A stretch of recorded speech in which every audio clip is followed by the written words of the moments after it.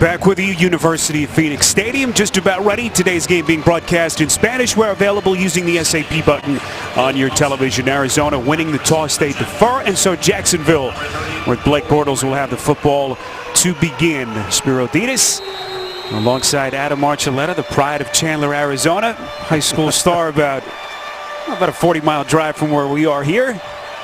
Nice to get a home game, isn't it? It sure is. Thanksgiving weekend, you couldn't ask for anything more. Hope everyone had a wonderful Thanksgiving holiday. Booming kick by Phil Dawson, and Corey Grant taking a knee in the end zone. So here comes Blake Bortles, guy who has had so many issues with the turnovers the last couple of years. He has not thrown a pick in either of the last 2 weeks and has really kind of settled in with this defense behind him. Adam just has not really made the big mistakes of late. How about the starters in front of him? They've had a couple of switches on the offensive line. No Patrick Omameh and Jeremy Parnell for a second straight week, and Leonard Fournette, one of the elite running backs in the NFL, certainly one of the better rookie runners that we've seen in the league the last couple of years, off to a terrific start. And here is Fournette. He is buried. Chandler Jones, a former Pro Bowler, among the league leaders in sacks, making the early play, a loss of a yard. How about this Arizona defense? Rodney Gunter making the start. No Corey Peters for a second straight week, out with an ankle injury. Carlos Dansby headlines the linebackers. Dansby still doing it, 14 years in the league, and Budda Baker having about as good a first NFL start last week as you could have after that season-ending knee injury suffered by Tyvon Branch. Making his second straight start. Fournette unable to find any daylight. Brought down by Frosty Rucker. And a good start for this Arizona run defense that has been maligned, Adam, so far this season. They gave up 134 yards last week to the Houston Texans, and the 34-yard backbreaker there in the fourth quarter. And they have to do what they didn't do last week and get off blocks up front. They did not disengage from the offensive lineman. Frosty Rucker on that last play played it perfectly.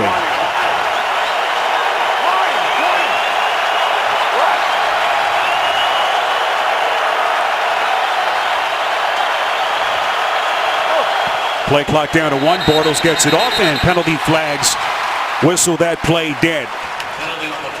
Looks like a false start. Clete Blakeman, our referee. False start. Offense. Number 89. 5-yard penalty. Still third down. You know, Seattle and playing up there, they get a reputation of being a loud stadium, but Arizona Cardinals, the home fans here, have really caused a lot of false starts in the National Football League. This is something that, especially inside the 20-yard line, Bortles and the offense is going to have to navigate, but it gets loud here for the home team. And there you see the false start penalties here. To Adam's point, Mercedes Lewis was the culprit. 3rd and 15. Bortles under duress. Pass intended for T.J. Yeldon, and it's incomplete. So the Jags go 3 and out to start, and Doug Marrone sends out his punt team. Well, already one of the stars on this defense, Chandler Jones, you saw him make a tackle earlier in the drive. Here he recognizes it perfectly. This is trying to take advantage of the one true pass rusher that they have on the Arizona Cardinals defense. We're going to run a screen at him, but Chandler Jones recognized what was happening, and it was right there for nowhere for Bortles to throw the football. So Brad Nortman on to punt, and a good looking punt here. Good hang time. There's his punt coverage unit team with plenty of time to get down the field, and Kerwin Williams is leveled. Lorante McCray leading the charge for the Jags.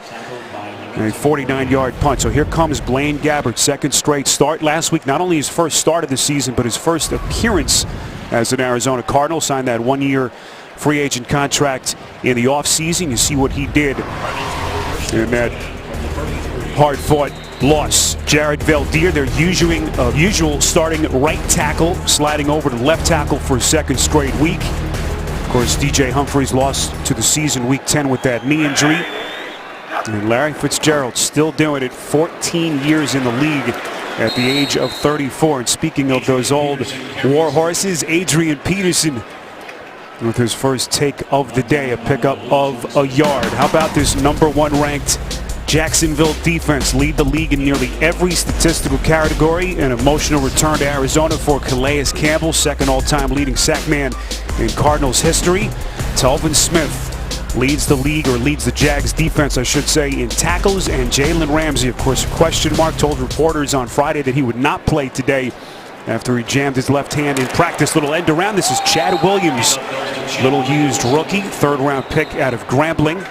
But that Jacksonville defense, Adam, was not fooled. Paul Posluszny, the 11th-year vet out of Penn State, on the tackle. Oh, they're going to try and establish the run. I think they know that, especially since Adrian Peterson has been on this football team, the key to them winning is really getting him going. And that just hasn't been able to happen so far in the last couple of games that they played. So they're going to try and run the football. They understand the problems that the passing game can give their offense, but they have to be able to get in a good second and third down situation by running the football. Where does Gabbert go here? Here come the Jags on the blitz on 3rd and 9. Well thrown pass by Gabbert. That's Ricky Seals-Jones, the rookie tight end. 26 yards up the seam for the Arizona first down. This all happens at the line of scrimmage here. Barry Church, he tries to get a quick jam on the tight end, but watch the maneuver for Seals-Jones to get inside. Gabbert recognizes the man coverage, sees the blitz coming, and throws a perfect ball right by the hash mark. Ricky Seals-Jones, who did not have a catch entering their game last week, 2 touchdown catches in that loss last Sunday, including a 28-yarder. And cut it to 4 in the second half. A little underneath pass. This is Adrian Peterson. A little juke step maneuver along the sideline, close to another first down pickup. It's a gain of 9. A.J. Boye on the tackle. Well, you know the challenge is that Jacksonville gives you throwing the football. Jalen Ramsey on one side, A.J. Boye on the other side. Arguably the 2 best corner tandems in the National Football League. And they know that in this game, in the passing game, they really have to work the matchups inside, get the tight ends on the safeties, get the backs on the linebackers, but that has to be a big part of this game.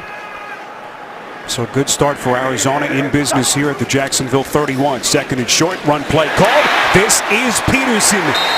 First down run and more. It gets inside the 25, a pickup of 7 as they moves the sticks. Again, we had a chance to talk to Bruce Arians yesterday how hard Peterson has been running this year. Yeah, one way to do it is scheme it up to where a corner has to come in there and tackle. That is a big hole for a cornerback to come in there and try and fill. So you give Adrian Peterson a little bit of room and you let him get going, he can easily make that first guy miss. Great run. 6th game played for Peterson with Arizona since coming over in the trade from New Orleans in early October. Gabbert's first down pass high, intended for Fitzgerald. And what a matchup, Adam, between those two. Fitzgerald and Jalen Ramsey, 2 of the best at their position. And Fitzgerald, of course, the future Hall of Famer. And Fitzgerald is really the Cardinals' passing game. He's the most reliable receiver. He's the do-it-all receiver. He's the guy that has a great comfort level with Blaine Gabbert. Now, Jacksonville normally doesn't travel their corners. In this game, Jalen Ramsey is going to play more on Larry Fitzgerald in man coverage outside against zone. Gabbert on 2nd and 10 to the airways. Again, that pass is caught. That's Chad Williams, who was inactive the last 7 games. Hasn't played since week 3.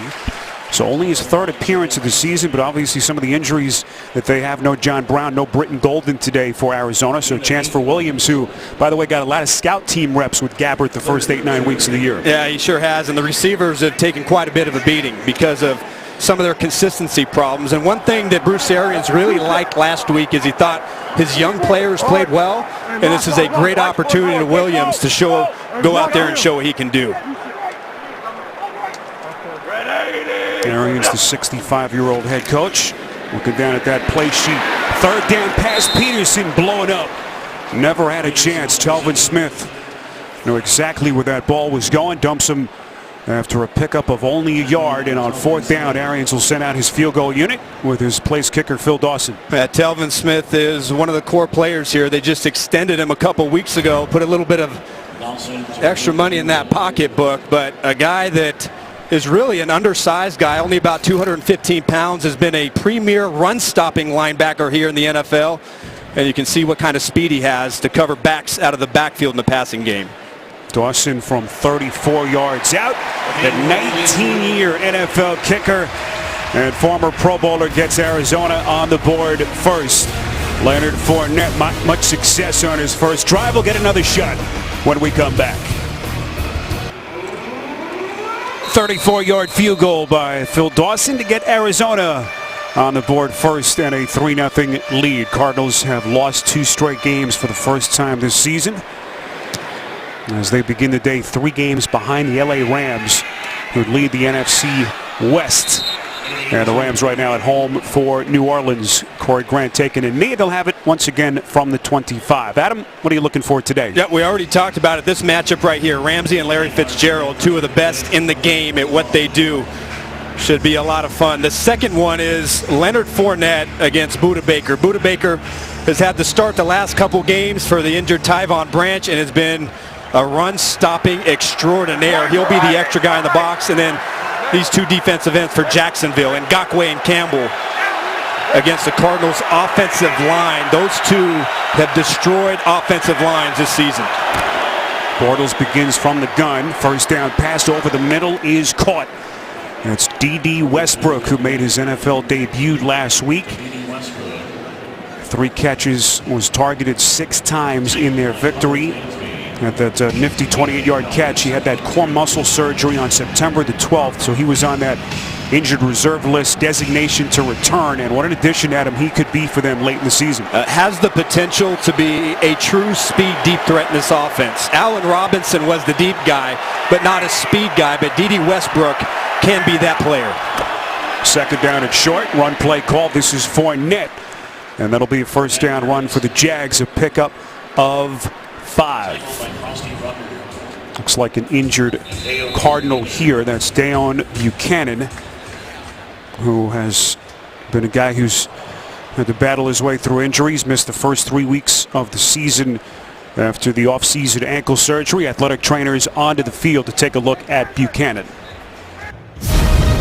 The NFL on CBS is sponsored by Southwest Airlines. Low fares, no hidden fees. That's transparency. Verizon, best gifts on the best network. And by your local Lexus dealer. Make this a December to remember.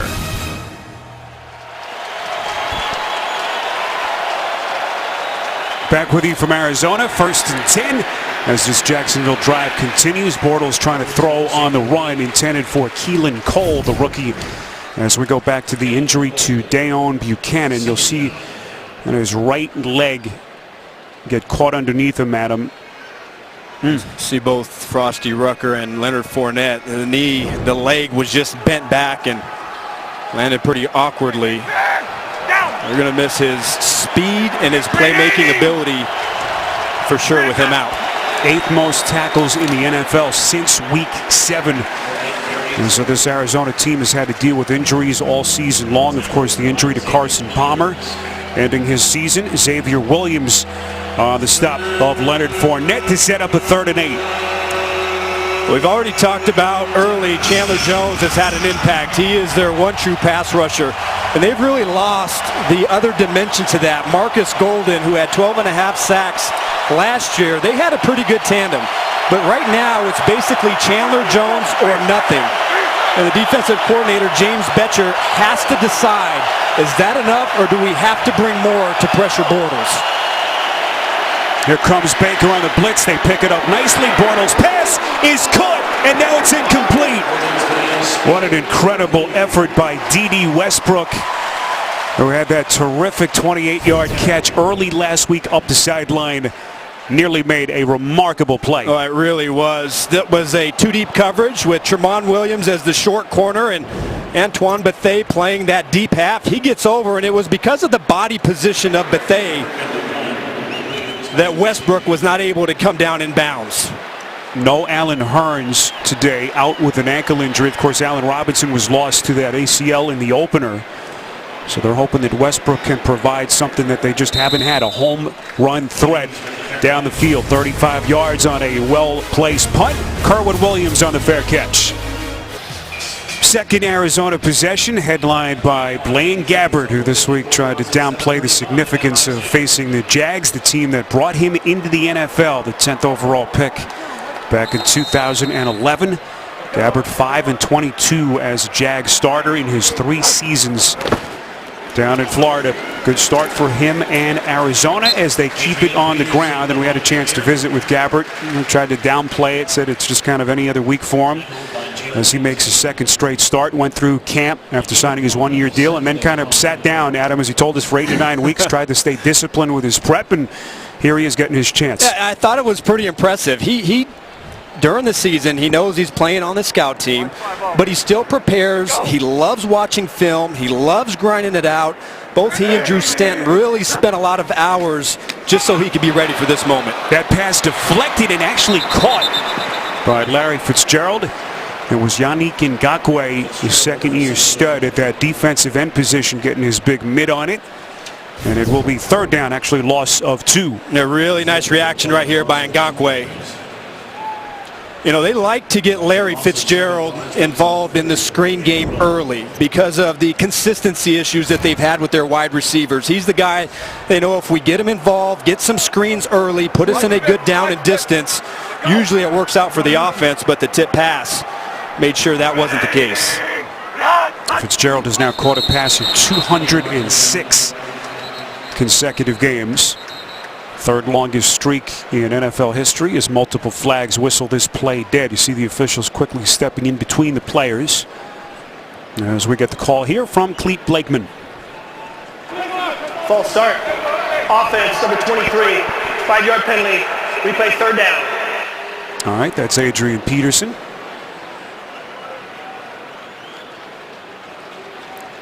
There's Bruce Arians, who was very pleased with the play from Gabbert. Gabbert, of course, did throw the 2 interceptions in the 2nd half last week, trying to bring them back in Houston, but threw 3 touchdown passes. First time he's done that, Adam, in his career. And again, you consider the circumstances. Barely got any reps the first part of the season, playing behind Carson Palmer and then Drew Stanton after Palmer went down with the injury. 3rd and 17 after the penalty. Gabbert have to think he's going to be running for his life today against this defense. Football comes loose. The official said he was down by contact. As we get another marker thrown just beyond the line of scrimmage. It was Malik Jackson, the man making the play at the end. And now the officials pointing that it is indeed Jacksonville football. So this will be interesting. It was Malik Jackson who recovered the football for the Jags. I have to think they'll take a long look at this upstairs as Blakeman talks it over. Ilium contact. Defense. It's a 5-yard penalty from the previous spot. Automatic 1st down. All right. That sorts out the confusion. Doug Marrone obviously displeased, so Arizona will retain possession. Well, I think this is who they're going to call it. They didn't give us a number. You're going to see contact right there. That's outside of 5 yards, and if that's the case, that's Telvin Smith lined up in the slot. That was pretty close to 5 yards, but a huge penalty. Goes from 3rd and 17, possibly getting the ball back, to now Gabbert gets another set of downs. They'll mark the football at the 23-yard line. Gabbert 5 of 6 so far, 36 yards as he works under center. This is Peterson again, trying to move that pile out across the 25, close to the 26-yard line, tackled by Telvin Smith. So here's AP coming over from New Orleans on the 10th of October, 6th game with the Cardinals. And you know, Arians said it's been incredible to see how hard he's running. He's motivated, obviously, Adam, to resurrect his career. But you know, Arians said, I almost want him to be a little bit more patient with his running. Motivated is a pretty good way to say it. He is, you turn it on, and he is running out there with something to prove. And they just have to do a better job of getting him started and not allowing defenses to get into the backfield. Gabbert on 2nd and 7, slinging it. That's Peterson on the catch, tackled immediately by Barry Church, one of the offseason free agent acquisitions who has been so huge for this Jags defense. A pickup of 4. As Church coming over from Dallas. And that really a big part of their game. You know, Adrian Peterson out of the backfield, you see it's an early effort, the quick passing game, the screen passing game, getting it out to the running backs. They do not want this defense to be a factor. This is something they didn't have a lot of a week ago, third and short situation, much better than what they were the last 2 weeks. Gabbert on 3rd and 3, trying to keep the drive alive. That pass is caught. That's the tight end, Jermaine Gresham. Two-time Pro Bowler, a pickup of 7, and a good start for Gabbert against this #1 ranked NFL defense. Yeah, quick passing game, and again, just as we spoke about, targeting the tight ends inside. That's the matchup that they want to get to, and there, Aaron Colvin playing about 7 or 8 yards off, and you get a big tight end like that with a big body. He hooks up right in front of the defender. You can't stop it on 3rd and short. It's an Arizona offense that is on its 3rd different starting quarterback this season. Of course, lost Carson Palmer week 7, that broken left arm. Drew Stanton then started the next 3 games before he went down with a sprained knee. And so here is Gabbert in week 12. That pass is caught over the middle as he goes back to his tight ends. It's Troy Nicholas on this catch. The 4th-year man out of Notre Dame, a pickup of 13 and another Cardinals first down. Pretty much more of the same. Again, quick passing game and getting the tight ends involved right inside. If there's one area that teams have been able to get after the defense a little bit is inside the hash mark. Sometimes the linebackers are really quick to vacate zones, and that allows tight ends and backs to get open over the middle. Well, overall, Jags lead the league in passing defense. But that has been maybe the only soft spot defensively, as Kerwin Williams able to just barely cross into Jacksonville territory. Thursday, an NFC East showdown when Washington and Dallas both look to stay alive in the playoff hunt. Thursday Night Football, NFL Network, NBC, and streaming live on Amazon Prime Video. Well, how about this start for Gabbert? 8 completions to 6 different receivers as he is spreading the wealth around. 2nd and 8 for the Cardinals.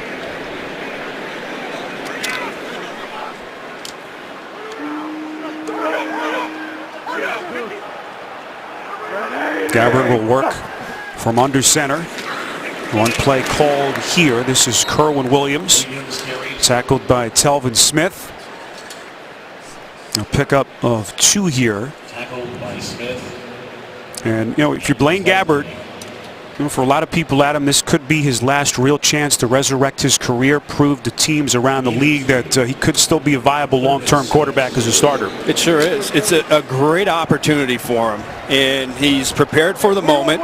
You know, to resurrect your career, it's about 3rd downs and doing it against defenses like Jacksonville that make it very difficult for quarterbacks to complete 3rd down passes. How does Gabbert fare here? Here come the Jags. Heavy on the blitz, and Gabbert's pass nearly picked.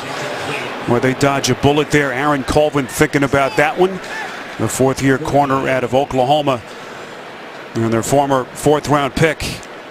Well, you can already see, Spiro, you know, how smart this team is because they're such a simple scheme. They run the same coverages. Defense, they know how offenses are going to try to attack them. And they see that all of a sudden Arizona's going to come out with his quick passing game, and now guys are starting to sit down and jump routes. Well, here's Andy Lee, Arizona's punter, who was phenomenal last week. Landed all 6 of his punts in Houston inside the 20, and he does it again here. He's been doing it for 14 NFL seasons, 42 yards on a perfectly placed punt to pin the Jags back deep on their own side of the field. Justin Bethel, the man who gets down the field for Arizona. So here comes Bortles. Slow start till this point. And as Jacksonville just has not been able to get anything going. Bortles so far 1 for 4 at him for only 8 yards.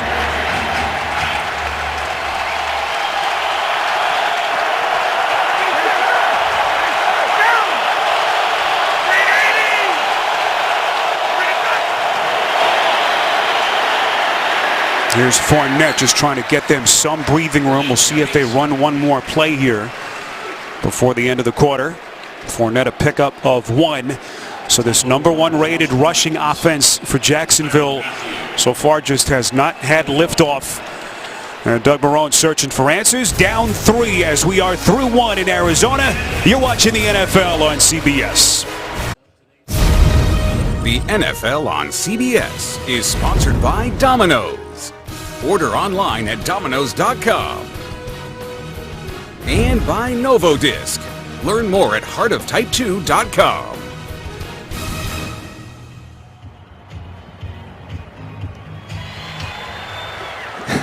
Yes, Chandler's favorite son celebrating his 40th birthday tomorrow. We know it's maybe some bad luck vibes to do it early, but happy birthday, brother. Oh, I Happy appreciate it, man. It's been a long, fun road, but I appreciate it, guys. Those are some classic pictures. Bortles staying underneath. This is Dede Westbrook. We thank your mom, Evangelia, for assisting us, and of course your wife, Jennifer, for providing the pictures, which we will be using as blackmail over the course of the rest of the year. Oh, they know what they have coming to them.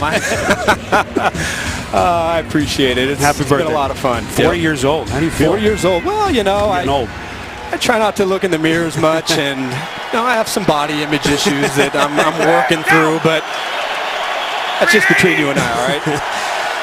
1st and 10 after they move the sticks. Bortles and company, tough field predicament to begin, and nicely done to Leonard Fournette out of the backfield. So how about this Jacksonville offense pinned back inside their own 10, 17 yards, Bortles to Fournette, and suddenly the Jags are in business. Yeah, what a play right there. I'm really not sure. Chandler Jones, he saw it. He knew exactly what was happening. He went to the flat with Fournette, but then at the very last second, it was as if he didn't expect the ball to be thrown. That could have been a stop for a very short gain, but Fournette gets the ball in his hands and is able to turn upfield. Bortles steps up. Penalty marker is thrown. That pass is caught. This is Cole, the rookie, galloping inside Arizona territory. We'll check on the penalty. It's a 21-yard pass play if it stands. Shift. Offense. 2 men were moving and didn't reset for 1 second prior to snap. The 5-yard penalty and a replay first down. All right, so that'll wipe away the 21-yard pass play. Marrone not happy. And it will be 1st and 15 after the penalty. So here's Bortles, the 4th-year starter, former 3rd overall pick back in 2014. Up and down start to the season for him, but he's really settled in the last couple of weeks.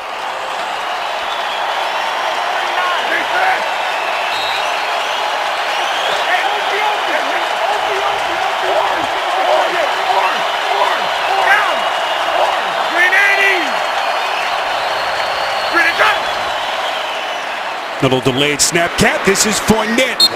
Finding a seam to the 35 as we go to New York. JB and Nate. Frustration by both squads boiling over. You're right about that, JB. And here's Michael Crabtree blocking Aqib Talib. You can see he takes him to the sideline, actually runs him into a cameraman. President of Football and Operations and GM John Elway said about his Broncos they were soft a couple weeks ago. Maybe that has something to do with it. This dates back to last year when Aqib Talib snatched the chain right off of Crabtree's neck. Both guys ejected along with Gabe Jackson. Back to Spiro Ditas. Ugly scene there between those two. Suspension certainly will be handed out. And obviously some history between Crabtree and Talib. Bortles has to throw across his body, nearly picked.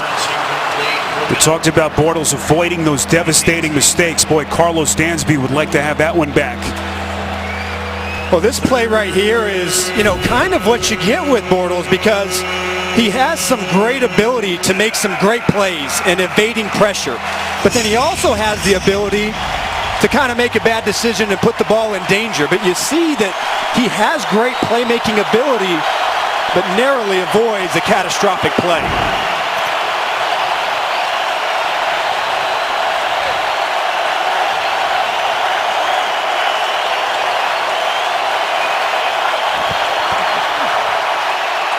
Third and 7, Bortles putting some air under it, incomplete. He has looked in the direction of Westbrook multiple times. There is a late marker thrown way back at the line of scrimmage. Defense, number 55. Hit to the head and neck area of the quarterback. It's a 15-yard penalty from the previous spot. Automatic first down. Huge call against Chandler Jones, and a fresh set of downs for the Jags. You see him coming to Bortles right, and right there at the end of the play, You know, they're going to say that Chandler Jones hit Bortles in the head and neck area. I think that was the call.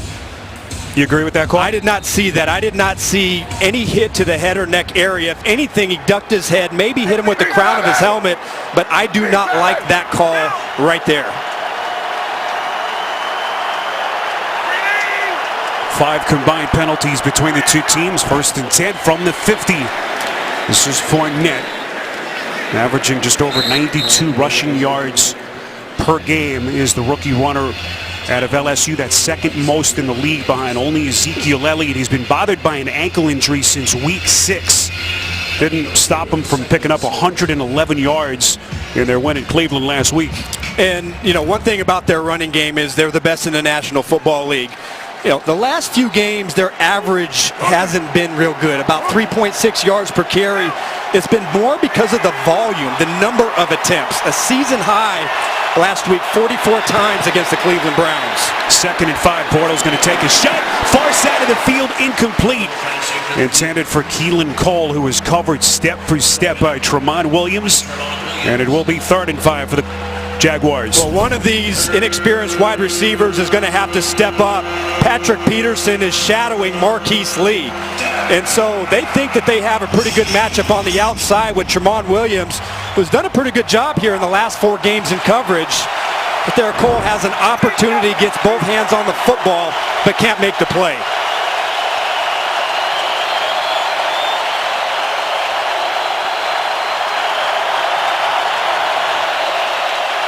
Third and 5. Bortles under pressure, goes to his check down. This is T.J. Yeldon, first down on the catch and run. What a play by Yeldon, eluding the initial tackler, a pickup of 7 to get the Jags a fresh set of downs. Patrick Peterson has a chance to make a play. We saw earlier in the drive, Chandler Jones was in a position. He didn't make the play. Peterson is playing a 2-deep coverage, so he's the flat defender. Fournette makes a really nice move, slides off Peterson, and is able to pick up the first down. For Yeldon, only his 12th catch of the season, did not play the first 6 weeks for Jacksonville. 9th play of the drive that began at their own 4-yard line as we get a flag here in the Arizona secondary. 12 men on the defense prior to snap. It's a 5-yard penalty, still first down. So the second penalty against Bruce Arians' defense on this possession alone. The big one, of course, against Chandler Jones on the roughing the passer penalty.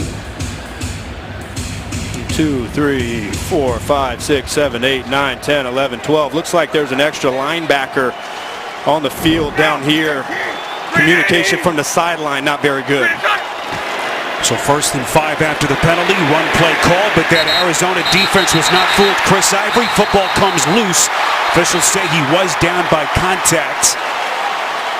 And now it looks as though they're going to talk about it as Clete Blakeman walks over. Ruling on the field is that the runner is down by contact prior to losing control of the ball.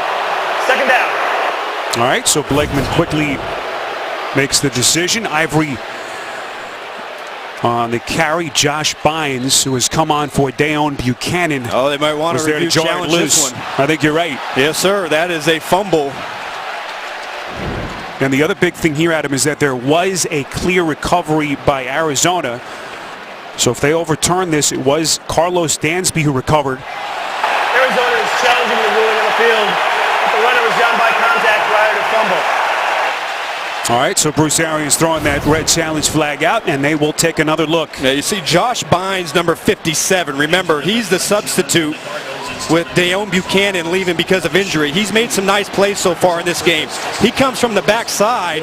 I think from the other camera angle, it's perfectly clear cut that that ball was coming out before Ivory hit the ground.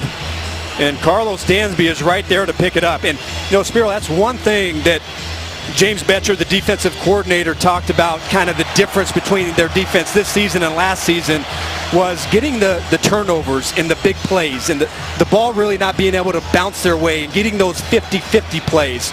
He cited that as one of the keys here in this game for his defense, and Carlos Dansby makes a big fumble recovery. Well, keep in mind, Bynes had to come onto the field earlier in the half after Dayon Buchanan left with that right ankle injury. His return is questionable. the latest update on him, but the officials now looking at the Chris Ivory fumble. Call in the field was that he was down by contact, so they need to see something conclusively here in the replay to overturn the call.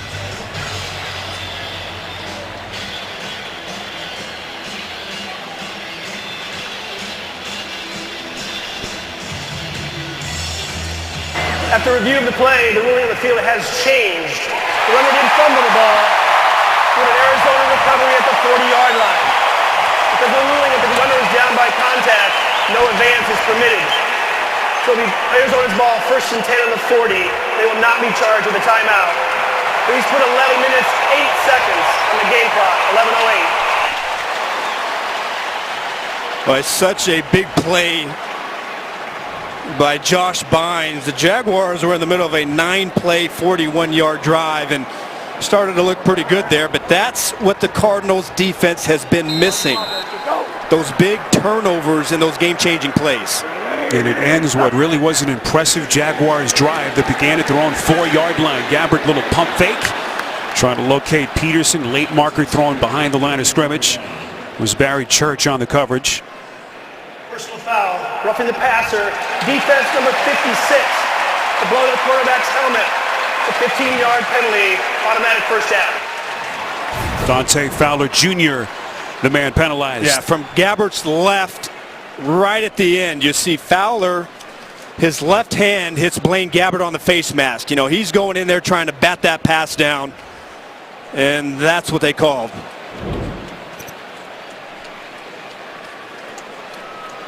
We've seen a couple of huge defensive penalties in this quarter. The one on Chandler Jones, the roughing the passer penalty, and now Fowler.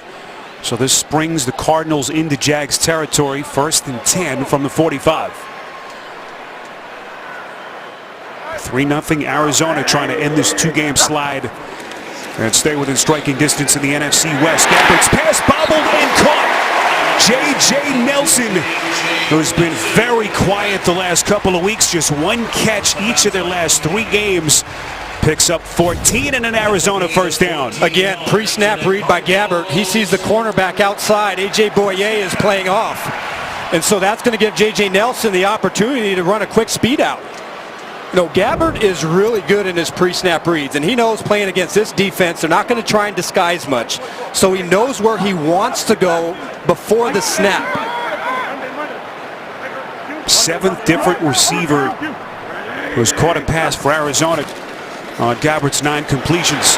Here's AP, little juke step, was able to freeze Ramsey. What a moment there between those two, Peterson and Ramsey, the stud corner in his 2nd season out of Florida State, a pickup of 7. We talk a lot about Larry Fitzgerald and his blocking prowess, and Fitzgerald got a pretty good block there, but it really was Jerron Brown, the 5th-year wide receiver. He was the guy that blocked his defender, and now Ramsey, he's the extra guy. And you've got to make that play. He stops his feet 5 yards before Peterson gets to him, and there's no way you're going to tackle a back like Peterson to give him that much space.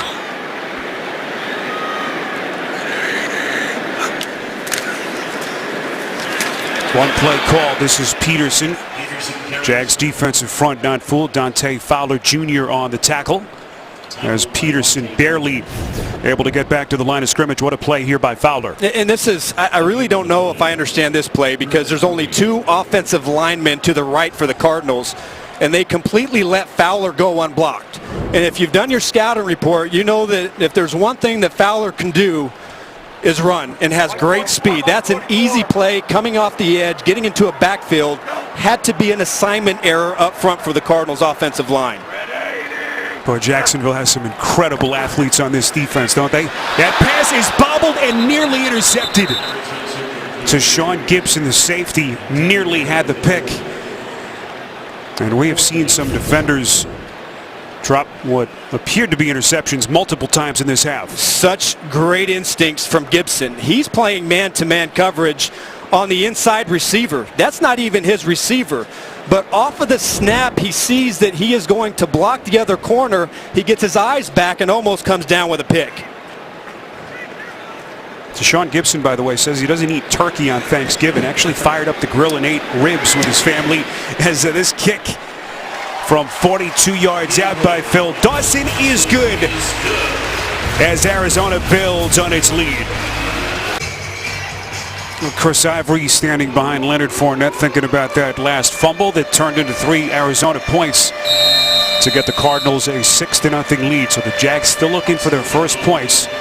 They struggled last week in the elements, the wind and the rain in Cleveland. Did win the game 19-7. And so right now their offense looking for some answers as Blake Bortles will have it from the 25. Well, if you're a casual NFL fan, you look up at the standings here in Week 12 and you ask, boy, how are the Jags 7-3? The answer certainly has to begin and end with this defense. They've been incredible. Calais Campbell, the longtime Cardinal, coming over. He's headlined that front, and this ground attack, Adam, that had been dormant, has been off the charts. And really, you know, they've been on a streak here in the last 4 games. And the difference, if you want to look at it, has been their run defense. Their run defense has really picked up. They went from one of the worst teams in the NFL, and over the last 3 or 4 games, they've been the best team against the run in the National Football League, and that's been a big part of why they've been able to win games late. And the other thing everyone talks about is, well, you know, they haven't beaten anyone yet. Only 3 opponents that they've faced so far have had a winning record entering the matchup. They did beat Pittsburgh back in Week 5, but that's when the Steelers were really down. So I guess we don't really know how good this team is until we get late in the year. It's a good point, but they've dominated, and they've been exceptional against those teams. You look at the great defenses of years past, they're always measured by playoffs and championships. That's really when you're going to find out if Jacksonville can get to the playoffs, how well the defense plays. Ferocious play by Chandler Jones, atoning for his penalty earlier, a loss of 3. As he blows up Fournette. Well, having a pretty good game off the edge, number 55, Chandler Jones, and that's just great awareness. You know, the backside guard is coming over to pull him. That's A.J. Cann. He's supposed to kick Chandler Jones out. He slides around him and is able to make a big play in the backfield. I would imagine right now that the Arizona Cardinals are going to bring some pressure and force Bortles to get the ball out of his hand quickly.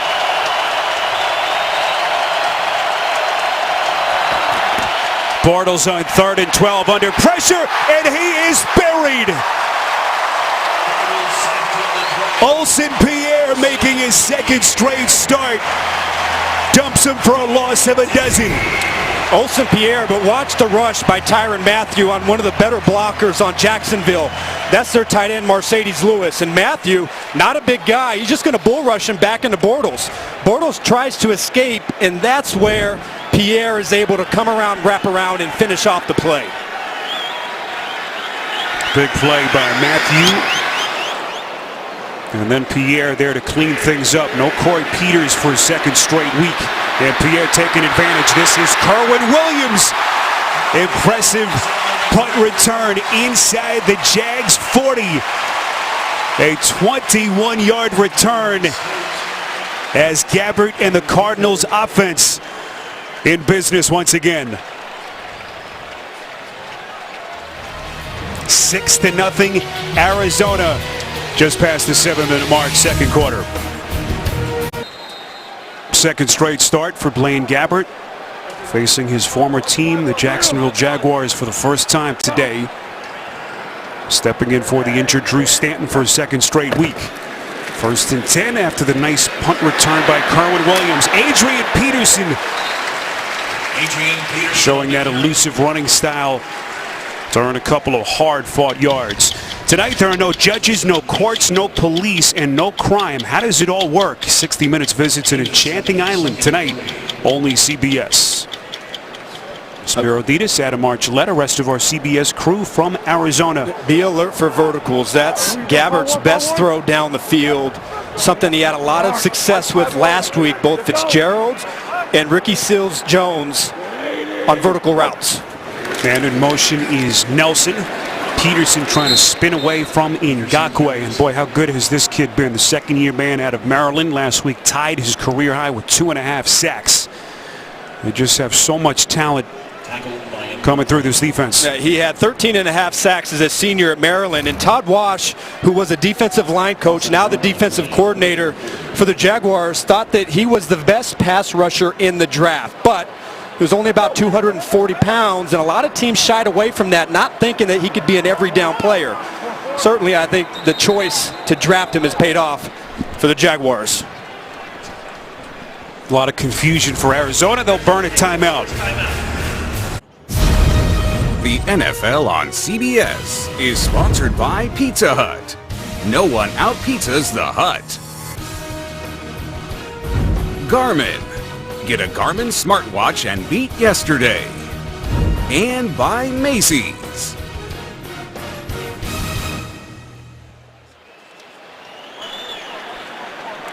Back with you in Glendale. Critical 3rd and 4 coming up for Arizona. DJ Foster is in the game at running back. He's at the bottom of the screen against Jalen Ramsey. Where does Gabbert go here? He delivers over the middle. It's caught. That's the tight end, Ricky Seals-Jones, who had the 2 touchdown catches last week. And boy, how big has he been over the last game plus. 6 yards and a first down. They're going to clear it out here by one tight end. Seals-Jones is going to come underneath.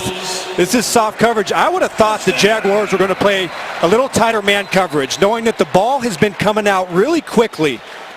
And Gabbert has been able to spot the off coverage and hit the soft stuff underneath. I don't like how passive Jacksonville was on that 3rd and 4. And really no coincidence that Seals-Jones has emerged coinciding with Gabbert starting the last couple of weeks. They, of course, had all that time together on the scout team, as Telvin Smith is the injured Jags defender. And now Lorante McCray has come in and will take his spot, at least for the moment. 1st and 10 from the 29. And watch seams here. Verticals inside. Gabbert throws a dart. It's caught. Seals-Jones, and he's in for the Arizona touchdown. 29 yards from Gabbert.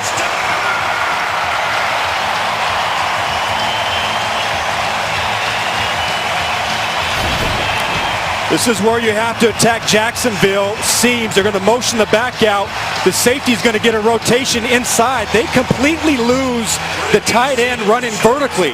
Gabbert sees a wide open Ricky Seals-Jones, and that's just an easy gallop into the end zone by a wide open tight end. You know, if you're Jacksonville, when you get that motion, seams inside are coming, but they completely drop number 86. Blaine Gabbert, 11 for 14 for 109 yards. And that 29-yard touchdown pass to Ricky Seals-Jones. And how about the rookie tight end out of Texas A&M? Went back home last week in the loss in Houston. First Arizona rookie tight end to catch 2 touchdowns in a game. Doing it for a 2nd straight week. He was a high school phenom, and he's had to change positions and, you know, kind of go about it the blue-collar way and work his way up here off the practice squad. But boy, has he shown up and been a huge threat in the passing game. Point after by Dawson is good. So Arizona tacks on the extra point. And right now, putting it on the Jags, up 13.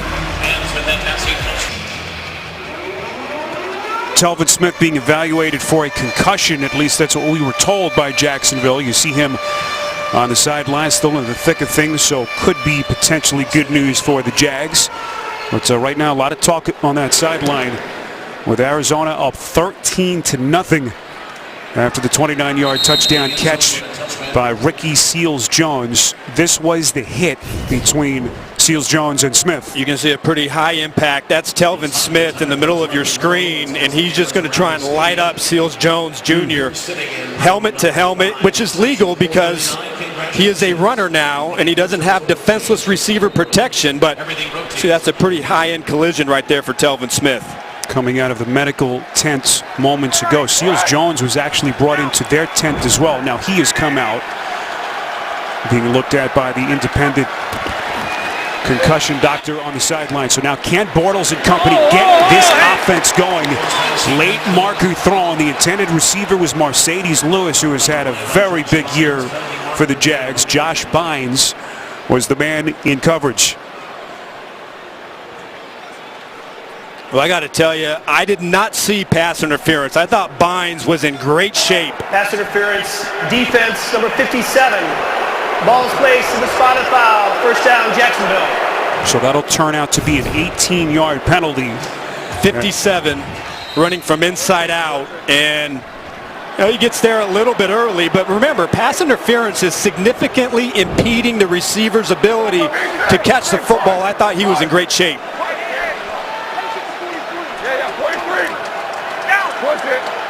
Jacksonville winners of 4 straight. First time they've done it since 2007. But still looking for their first points. Bortles tucking it away and running it himself very close to Arizona territory. A pickup of 7 finally tackled by Bynes. A reminder coming up, the Verizon Halftime Report. We'll send you to New York. JB, Phil, Nate, Boomer, and Coach. Get you caught up around the league as Week 12 continues to unfold. It's all coming up on the Verizon Halftime Report. Jacksonville 7-3 at the moment. Half-game lead up on Tennessee after the Titans won today in Indianapolis. So that puts the pressure on Jacksonville to take care of business. 2nd and 3. Bortles putting some air under it. Up the seam, and it is incomplete. Boy, Keelan Cole had it for a moment. What a recovery by Matthew in coverage. That really was, because Cole was able to get inside position on Matthew with no safety help or no help from the other side of the field. The complete side is open right there. Bortles has to put that ball on the other hash mark and allow Cole to run away from Matthew, but he turns it upfield, and that's what allows Matthew to make that recovery.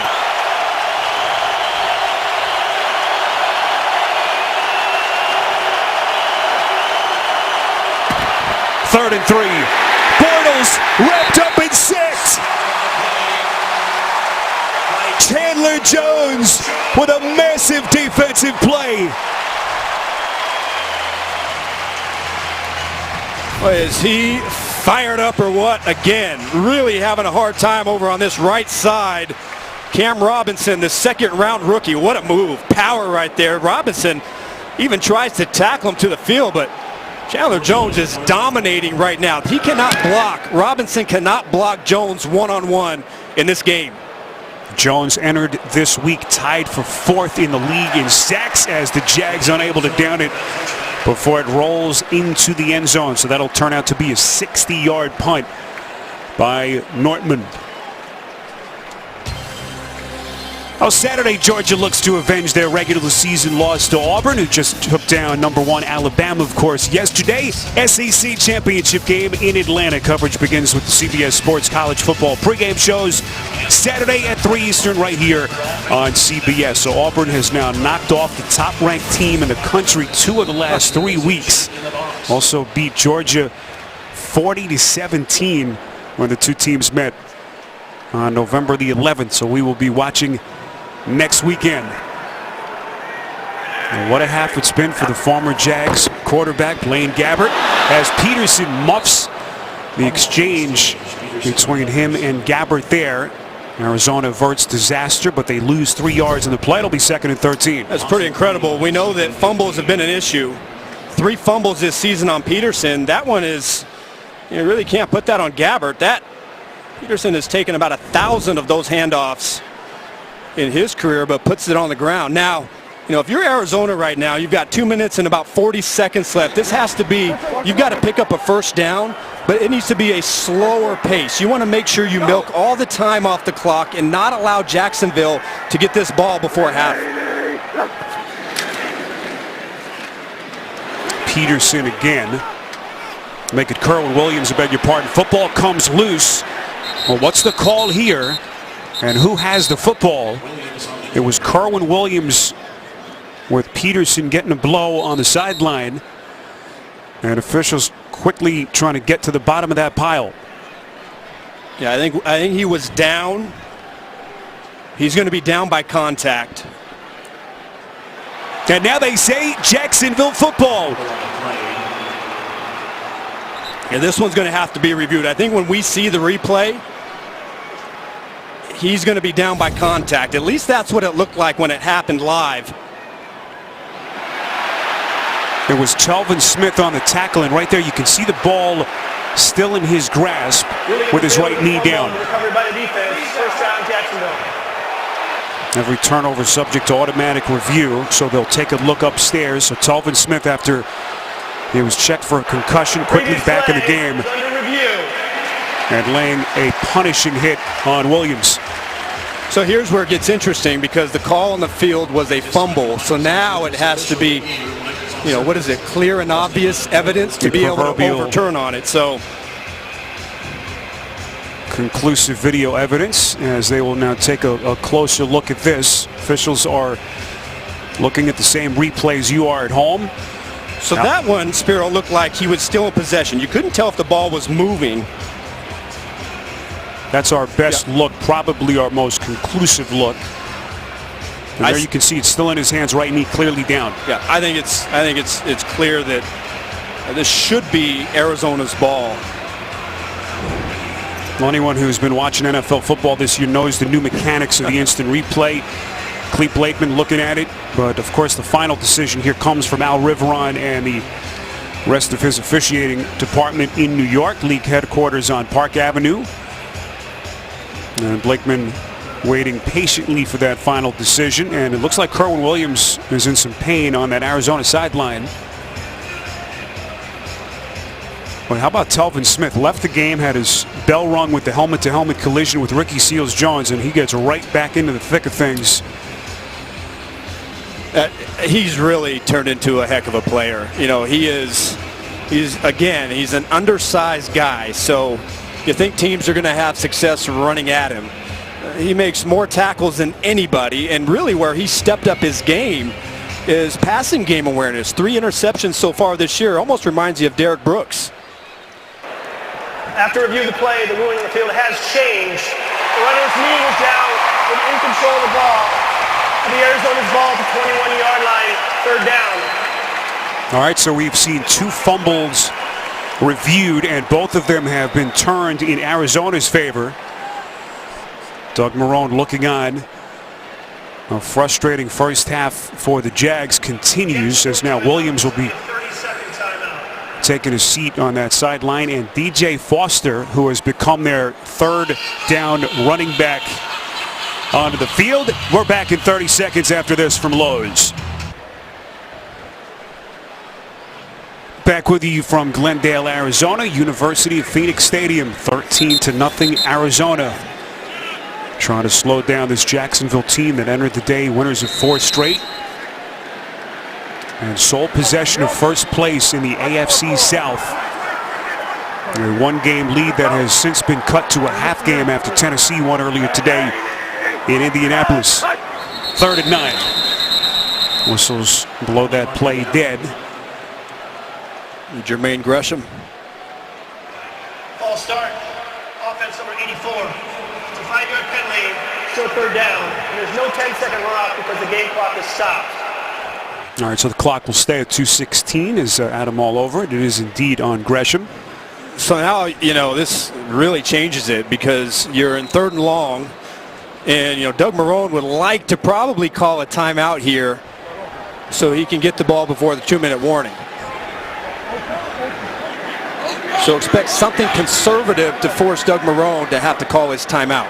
Well, keep in mind, Arizona will have the football to begin the second half. More flags fly. Snap infraction. Offense number 53. 5-yard penalty. Still third down. A snap infraction. I don't think I've heard that phrase before. It's he picked Shipley. You're going to see A.Q. Shipley's the center, number 53. He's going to pick the ball up just ever so slightly. He moves it. You see Malik Jackson, he sees the ball move. That's why he goes offside, but that was the right call on Shipley. So those penalty yards now starting to pile up. And look at Dante Fowler all over Foster. Nearly took the handoff from Gabbard on that play. Foster somehow able to pick up 5 yards as now Doug Marrone will indeed take their final timeout to stop the clock. We'll be back in 30 seconds after this from Garmin. Back with you in Glendale. Andy Lee on the punt. So Jacksonville without any timeouts. They do have the 2-minute warning here to try to get them set up as they look to get on the scoreboard for the first time. Jaden Mickens back deep. He's going to play it from his own 30. Sprung free by a couple of good blocks, and will get Bortles some good field position from his own 45-yard line. 54 yards in the punt, 14 on the return as Bortles comes out. The NFL on CBS is sponsored by K Jewelers. Every kiss begins with K. And by New York Life. With the right guidance, everyone can be good at life.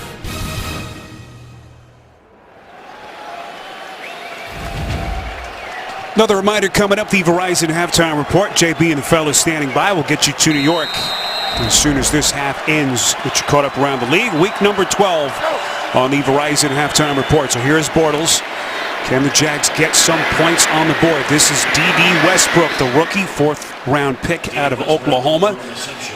Only his second appearance after missing the first 11 weeks of the season. That core muscle surgery tackled by Dansby. Now that last drive for the Arizona Cardinals was a disaster. 3 plays, a -5 net yards, and only 56 seconds taken off the clock. Was able to set up Jacksonville here right around midfield with 1:53 left. There's plenty of time to run your entire offense. If it comes down inbounds, it's going to take about 26, 27 seconds off the clock. Favorable 2nd and 3 for Bortles here. Goes underneath. This is Yeldon. Brought down just shy of the 45, a pickup of 3. So now Jacksonville with about 49 yards at him on 25 plays so far in the half, as that is a first down for the Jags. Arizona's defense has come out and been fired up, especially up front. The front 4 have had a fantastic game. There's Bortles, little flip. This is Yeldon. And now they are in the field goal range of Josh Lambo. That's another first down pickup of 11. Clock still running. Yeah, and they should be prepared here to run another snap. Not a spike situation. Plenty of time on the clock. Again, expect a shot downfield. I've not seen Leonard Fournette so far on this possession. Yeldon still the lone setback. Quick strike. This is Marquise Lee. Inside the Cardinals 25, close to the 20. A pickup of 13. First catch for Marquise Lee. Yeah, and then this next play, if you're on defense, expect something to go to the end zone for an incomplete pass to stop the clock. So Bortles with a quick spike. That'll stop the clock at 46 seconds. Jacksonville working without any timeouts here. And we remind you again, Arizona will have the football to begin the second half. See, I always think that, especially with 46 seconds left, there's still plenty of time, and the down is more important than the clock. Usually you only want to spike the football if you're not going to be able to use all 4 downs. I would have liked Jacksonville to run another play right there. We'll see how Marrone's clock management factors in here as Bortles is buried again. Disaster. And guess who? It's Chandler Jones. 3rd time they've gotten to Bortles. And that clock is moving. Jags out of timeouts. Bortles quick delivery. It is caught. That's the tight end James O'Shaughnessy able to get out of bounds critically. 20 seconds left, to pick up of 7, and now on 4th down, Marrone sent out his field goal unit. See, and that's why I don't like the spike, because you lost a down and then you followed up with a disastrous sack on the very next play, and now all of a sudden you have no time left on the clock. So I did not like the play to spike it there. They should have run another play. So here is Lambo. Dealt with a minor hip injury, missed some practice time this week. This will be a 43-yard attempt. Colin Holba is the snapper, Nortman the holder, and Lambo is good. So after that disastrous 3-and-out by the Cardinals that took less than a minute off the clock, Adam, as you pointed out, Blake Bortles and company, good field position to start. They take advantage and get their first 3 points of the day to cut the deficit to 10. Well, Chandler Jones is having a day. He had 2 quarterback hits last week. He's been their only presence of pressure on the defense so far this season. Gave you 10 sacks in the last 3 seasons. In this game, he is completely dominating the left side of the Jaguars' offensive line. It was speed rush early, and that time he had a beautiful wrap inside. They have no answers for number 55. Jones, the Pro Bowler a couple of years ago, entered the day tied for 4th in the league in sacks, as they have gone to Bortles 3 different times today. And Jones getting there twice.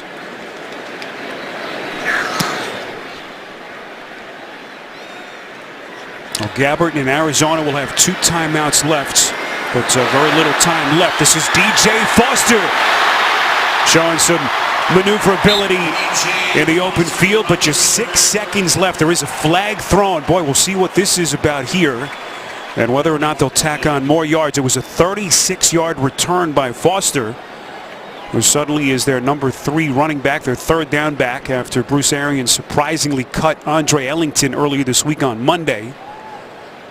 J.J. Nelson blocking the back here.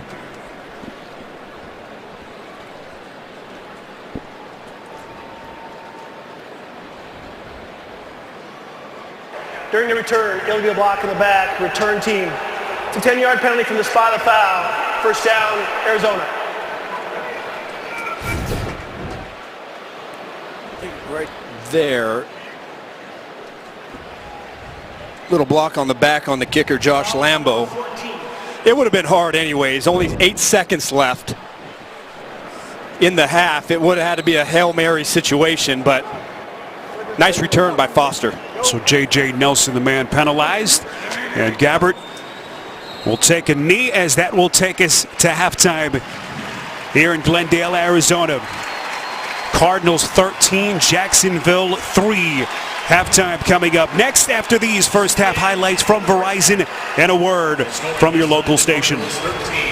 Back with you, University of Phoenix Stadium, Glendale, Arizona, as we get you set for the second half. 10-point lead for Arizona as we take a look at the gain of the first half. Blaine Gabbert to his rookie tight end, Ricky Seals-Jones, for the 29-yard touchdown.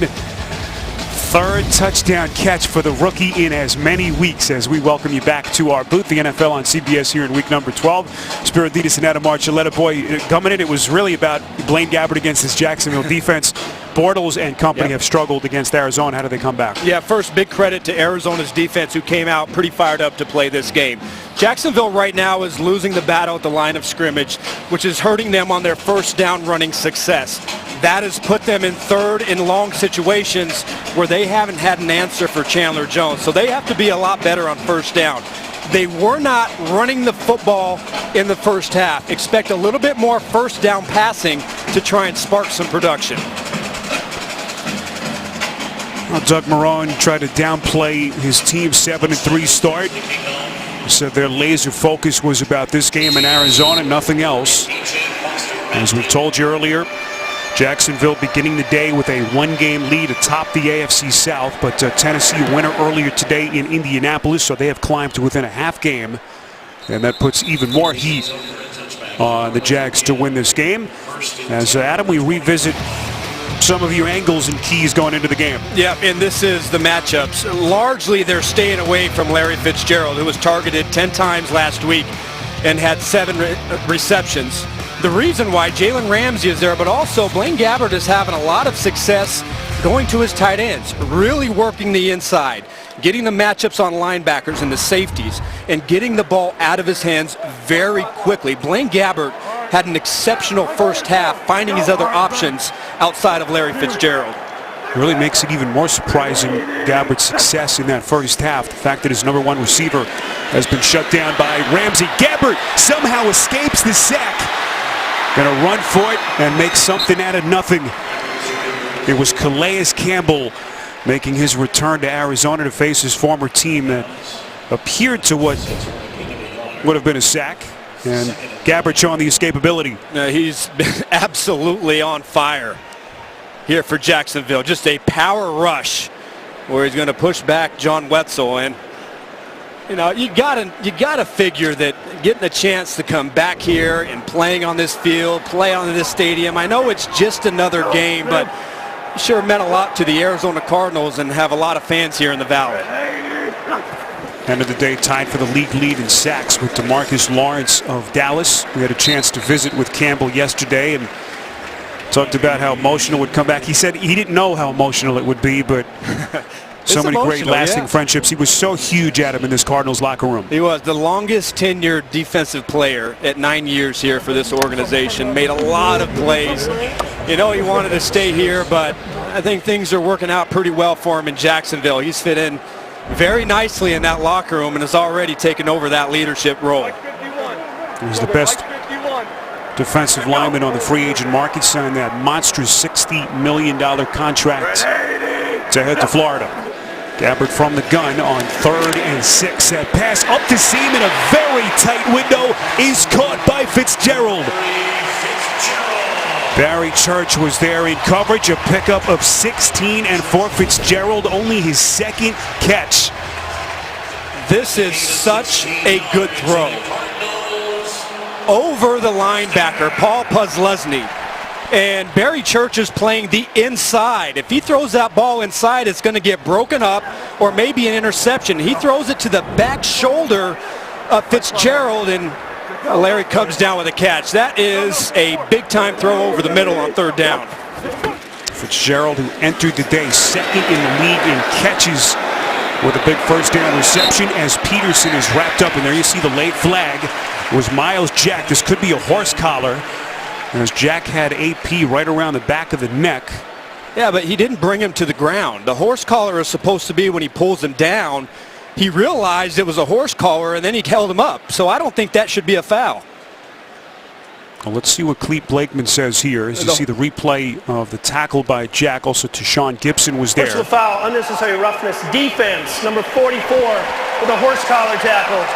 15 yards from the end of the run, 1st down, Arizona. All right, so Blakeman seeing it otherwise. They do call the horse collar. You know, that rule came into effect because players were pulling guys down from behind and they were falling awkwardly and getting injured. That he didn't even tackle them. Adam, meantime, big news for the Jags. We've just been told that Telvin Smith is out with a concussion, so he left the game, was looked at, then returned, and then he ran into the locker room before the half ended, jogged in with about 30 seconds left in the second quarter. So big loss for the Jags. Gabbert taking a shot down the field, looking in the direction of J.J. Nelson, incomplete. There's Telvin Smith going down, their leading tackler. This was the collision. Ricky Seals-Jones went helmet to helmet, and that's when the doctors started to look at him on the sideline. He came back in the game in the first half, but evidently had some more symptoms in the locker room at halftime. But, you know, I look at Jacksonville right now, and they're playing a lot of zone. Right now, Blaine Gabbert is eating up the zone coverage. They have to be more aggressive, play tighter, play some man coverage, and might want to think about heating up and bringing extra blitzers at Gabbert. One play called here. This is Peterson. And Peterson has had a bounce in his step. He's had 2 really big games for them. 134 yards week 6 against Tampa, and then 159 3 weeks later in San Francisco. But he's had a nice game that he's putting together so far. It's really this combination block. Beautiful job inside to get solidify the block on the line of scrimmage and then get up to the linebacker. Those are the blocks that they haven't been hitting, especially last week against the Houston Texans. Elijah Penny and DJ Foster come onto the field here with Peterson getting a rest. On 3rd and 4, Gabbert underneath, and that pass is incomplete, intended for Foster. As Arizona's drive will stall here, and Phil Dawson will come out for a field goal attempt. Now, one of the few times Gabbert was a little bit off, DJ Foster stumbles a little bit out of his break. If he's able to kind of keep his feet, they had a chance at a big play, but Jacksonville getting off the field and forcing a field goal after what looked like a pretty promising drive. Now here's Dawson. His season long is 50. This will be from 48. He's hit from 34 and 42 so far in this game. Good hold by Andy Lee, the punter. And Dawson is perfect. The 42-year-old showing some leg.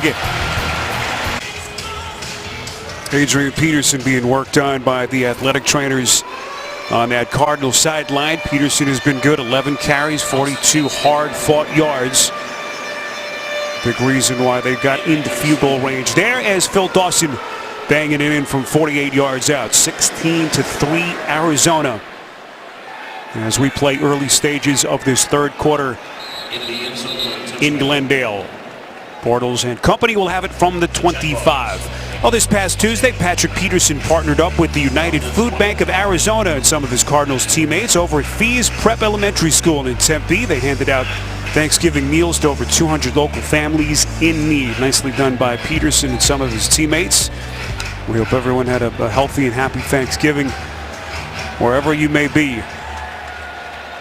And so far, so good for Peterson and this Arizona defense, trying to snap their two-game slide and get to 5-6 here in Week 12. Bortles and company keeping it on the ground for net, going nowhere. Chandler Jones, who has been a monster today, the 2 sacks with a tackle for a loss, as they dump him for a loss of 2. And speaking of Peterson, nice little moment for him pregame today. His young daughter, Peyton, his beautiful daughter, celebrating her 2nd birthday. Oh, what a beauty, huh? What a moment for Peterson there and young Peyton.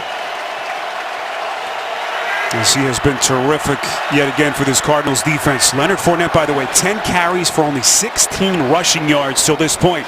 This is Keelan Cole breaking tackles. Cole breaking free across the 40-yard line, out close to the 45, a pickup of 24. What a play by the rookie out of Kentucky Wesleyan. Well, they've been targeting him in the first half on vertical routes down the field. This time he sits down. Look at the move on Carlos Dansby right there. Dansby can't keep up with him, and you see that acceleration. Tyrann Mathieu has the angle. He just runs right around him, and that's the kind of play that Jacksonville needs in this game. Their passing game is going to have to start to come alive here in the second half. Longest play of the day for the Jags by far. Bortles slips up, takes a shot at the end of that play. The pass for Yeldon is incomplete. The flag thrown in the backfield as Bortles took a shot, and he knew that hit was coming. Personal foul, roughing the passer, defense, number 96. Hit to the head and neck area of the quarterback. It's a 15-yard penalty. Previous spot, first down Jacksonville. That's Kareem Martin, their third round pick a couple of years ago out of North Carolina. Vicious hit. Tough situation when the quarterback is getting out of the pocket. Just a little bit too high. Yep. Head and neck area that you talked about earlier. I think it's pretty tight, but anything that's close to that head and neck area, we'll see right here. You see there's a little bit of contact. I thought it was more body to body, but there's no way that Martin is going to get away with that hit. 8th penalty against Arizona, totaling just under 80 yards. And a big one here to give the Jags a fresh set of downs. Bortles showing some escapability. Bortles all the way down to the 10-yard line as they catch the Cardinals on that play. Bortles with a 20-yard gallop. One of the big keys to Jacksonville's success running the football is Mercedes Lewis, their tight end. You know, everybody goes inside, and Lewis is sitting out there. He gets his hands on Bynes. Bynes cannot keep contained, and then Bortles reads the block and gets up the sideline. Lewis has been instrumental part and a key in the Jaguars' running success this season, not to mention the red zone. First and goal from the 10. Bortles throwing end zone, incomplete. Intended for O'Shaughnessy, trying to make the over-the-shoulder catch. And well played by the rookie safety, Budda Baker, making his 2nd straight start. I like the idea because you're going for a size matchup. Budda Baker is 5'9", and O'Shaughnessy is 6'4". So you think that, you know, we have a pretty good advantage right there with Baker inside position. I did a nice job in coverage.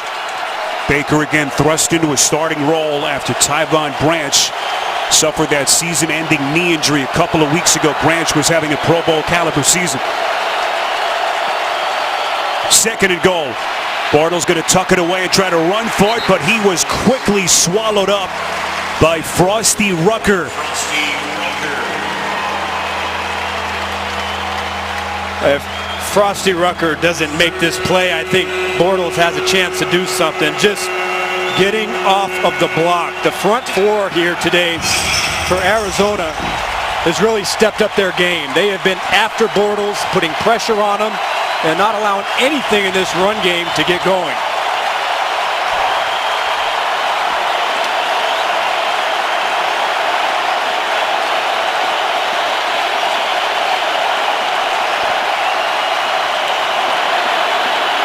Third and goal. Bortles escapes initially. He's going to run for it inside the 5. Football comes loose. What's the call here? Was he down by contact, or is that indeed a live football? Now they say it is Jags ball. What a play by Bortles. They had him initially and somehow able to escape again. But football appeared to be coming loose. And I think that ball's out, Spiro. I think Bortles recovered it nonetheless. Yep. So there you see Bortles with possession. And now decision time here, Adam, on 4th down. Yeah, I think right now, especially the way you're running the football. Doug Marrone's got Bortles and his offense on the field. It appears as though, at least for the moment, now he's going to take a timeout.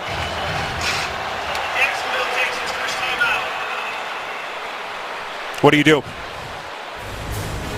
We'll get Adam's take when we come back. The NFL on CBS is sponsored by Southwest Airlines. Low fares, no hidden fees. That's transparency. FedEx. Sign up for FedEx Delivery Manager. And by Papa John's. Better ingredients, better pizza. Papa John's. Doug Marrone's going to go for it. You like this decision? I do. If you don't make it, you pin him back. 4th and goal. Fake handoff from Bortles. He rolls out, lunges end zone, and he's in for the touchdown. And Jacksonville creeping a little closer.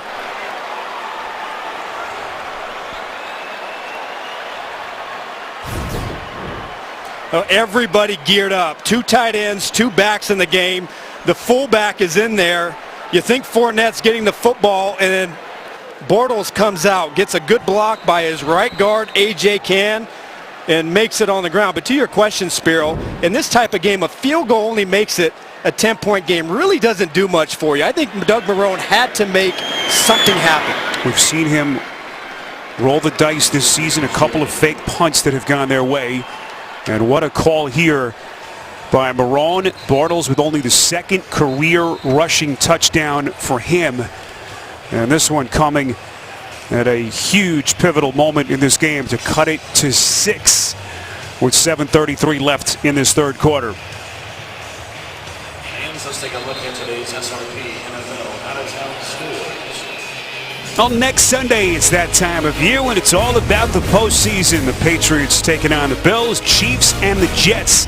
And some of you will see the Chargers hosting the Browns. Check your local listings.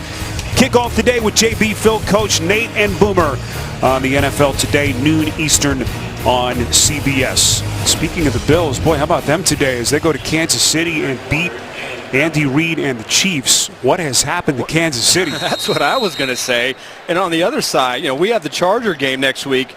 Chargers are starting to put things together and looking pretty sweet as well. So you just never know until it gets this time of year who's going to be what. We talked about the importance of this game for the Jags. Their lead atop the AFC South cut from 1 game to a half game after the Titans winning today in Indianapolis on a day that they just have not had much going offensively. Doug Marrone rolling the dice to try to jumpstart his team. And for the moment, it has paid off. And this is what it looks like atop that wild AFC South, a division where, of course, it seems like everyone's alive till week 17. But it's the opponent win percentage, really the only blemish that people talk about. Jacksonville, they say, just hasn't beaten many upper echelon teams. Well, they're going to get a chance if they find themselves in the playoffs. We'll see exactly what kind of team and what kind of defense they really are. Home games against Indy and Seattle in the next 2 weeks as Blaine Gabbert and company back onto the field. And boy, how impressive has Blaine Gabbert been today? Only his second appearance of the season, second straight start against the #1 defense, Adam, in the NFL. So far, only 5 incompletions, and you've seen some great accuracy. That throw to Larry Fitzgerald is about as good on third down, and that last drive was about as good as a throw you could possibly make as a quarterback. And the rush for Jacksonville has had 0 effect whatsoever in Gabbert in the passing game. On second and short, Peterson springing himself free. First down and more. Keep in mind for the Jags, no Telvin Smith. He's out for the game with a concussion that he sustained in the second quarter, and that is a huge loss. Their leading tackler, a pickup of 9 for AP. Got to do your job here at right defensive end. Dante Fowler initially is contained, but then he peeks inside. He peeks inside, and Peterson knows he's going to have a soft corner. He is a bounce runner, and if you make the corner soft, he's going to find it. Peterson, the league MVP back in 2012, a 3-time NFL rushing champion. Here he is again. Crosses the 45, brought down at the 46 as we go back to New York and James Brown. Oakland again. There was a fight earlier in the game, and it seems like the Oakland Raiders are still swinging. Carr hits Jalen Richard right here for the 6-yard touchdown. That makes the score 21-0. Oakland trying to avoid its first 7-game losing streak in 50 years. Back to Spiro Ditas. All right, updated look in the AFC West, and just from a divisional standpoint, that thing looked to be just deadly early in the season, and suddenly Chargers in second place. Things have gone upside down in that AFC West. It's going to be interesting over the final 5 weeks of the season. Barry Church on the stop against Adrian Peterson. As that clock continues to run, 5 and change now left to play in this third quarter. It'll be 3rd and 6. Yeah, so far, third downs have been a much different story for Arizona. Last week it was a lot of 3rd and longs. And we mentioned it earlier, Jacksonville playing a lot of zone coverage today. You've got to be able to challenge these receivers, play man, and force Gabbert to make accurate throws into tight windows.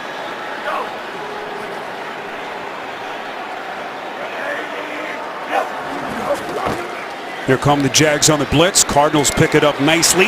Gabbert's pass over the middle is caught by Fitzgerald. That'll be his 3rd reception of the day as they have held him under wraps till this point. Jalen Ramsey has got the better of the matchup at least till this point.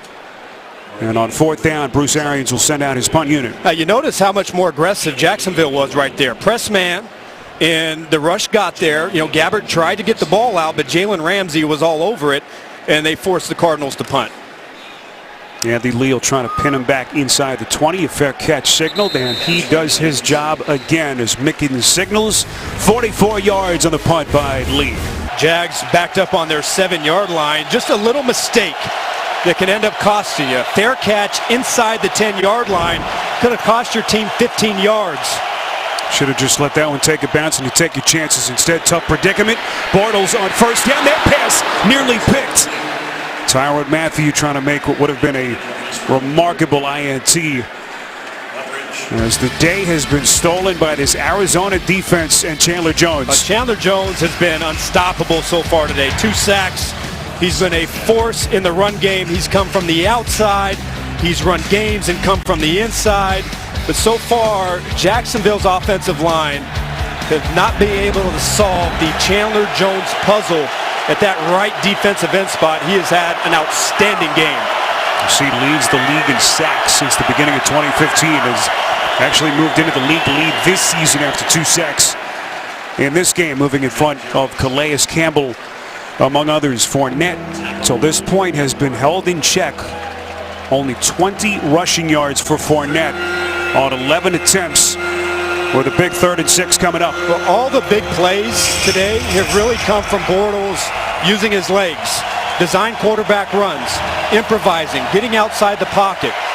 You know, that's where it's been. I wouldn't be surprised if, again, Bortles, it's not there. Scramble, take off, try and make something happen, and pick this thing up with your legs.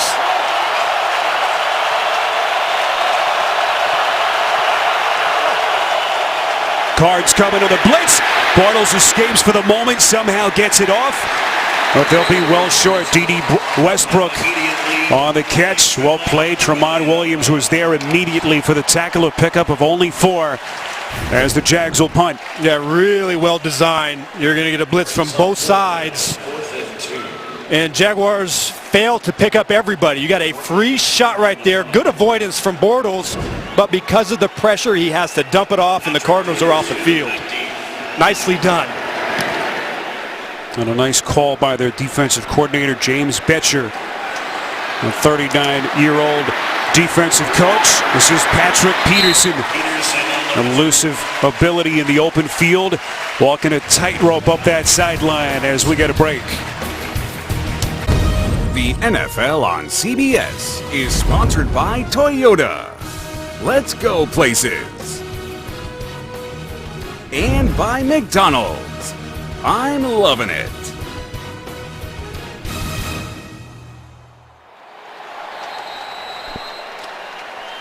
Sunset in the desert. Weather has been absolutely beautiful the last couple of days here in Arizona. 1st and 10. Blaine Gabbert and the Cardinals offense back to work. That pass deflected by Paul Posluszny, the 11th-year linebacker.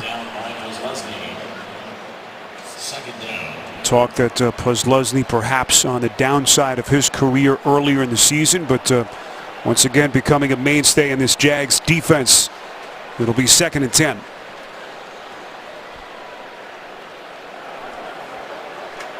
Gabbert, if you've just joined us, 2nd straight start for the Cardinals. Carson Palmer lost week 7, arm injury. And Drew Stanton, after starting 3 games, lost to a sprained knee. 2nd and 10. Gabbert, the pump fake. Campbell is right in his face again.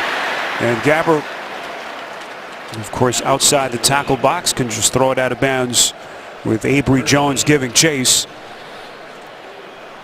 And that's the 2nd time that Campbell has been there very close to a sack. Calais Campbell, maybe a quieter first half than he was thinking, but after halftime, he certainly stepped it up. And 2nd time he's been able to get back there, almost get a sack. You know that he wants to get a sack here on this field. He's gotten close a couple times. The Cardinals sit here at 3rd and 10. 2-time Pro Bowler for this franchise. 2014, then again in 2015. For Bruce Arians, 3rd and 10. Here come the Jags. Heavy. Gabbert's pass. Boy, who has it here? A.J. Boye on the coverage against J.J. Nelson, and now the officials say incomplete. A.J. Boye, who last week with his 4th interception of the season.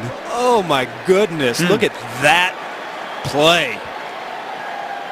Boye, in fact, with a pick in each of their last 2 games.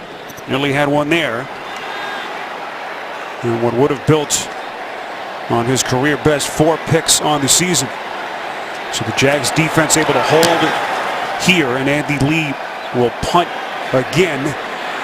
And this time Mickens does not make the same mistake twice. The 55-yard punt rolls into the end zone as the Jags will have it from the 20. It was interesting because I thought A.J. Boye initially came down with this interception, but I think just at the very end, did the ball come out? Did it hit the ground? Boy, that is... There you go. See, the ball can, when you're... Okay, if there's anything we know about the NFL, if you're going to the ground and you don't survive it, then it's not a catch. But I thought it was a beautiful pick. Seems like every week we see some kind of variation of that rule.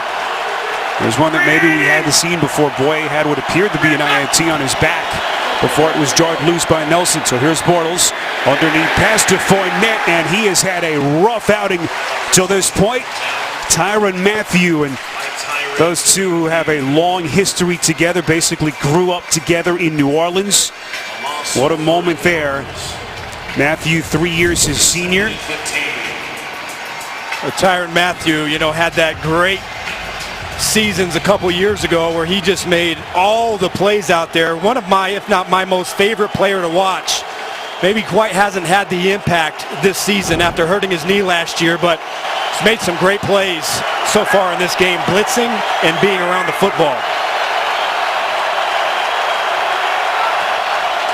Bortles from the gun on 2nd and 15. Here's Fournette again, spinning, able to get his way to the 20. Josh Bynes on the tackle.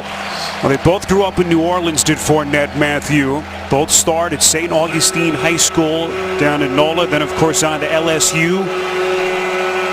And what a moment between those two. Go back a long, long time down in the Bayou. Yeah, and I wouldn't be surprised to see number 32 blitz on this 3rd and 10. They had good success, but anytime they want to make something happen, a lot of times they bring number 32 off the edge.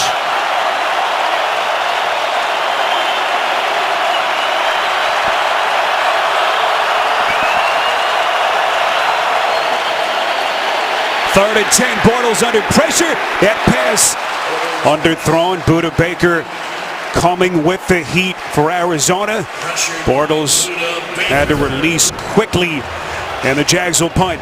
2 third downs in a row, and this time it's an overload blitz. They're going to bring one more to that left side, and the running back has to make a choice. Which one is he going to block? You have a free hitter at the quarterback. Buda Baker comes in, and Bortles cannot set his feet to deliver the ball downfield. So back-to-back 3 and outs for the Jags.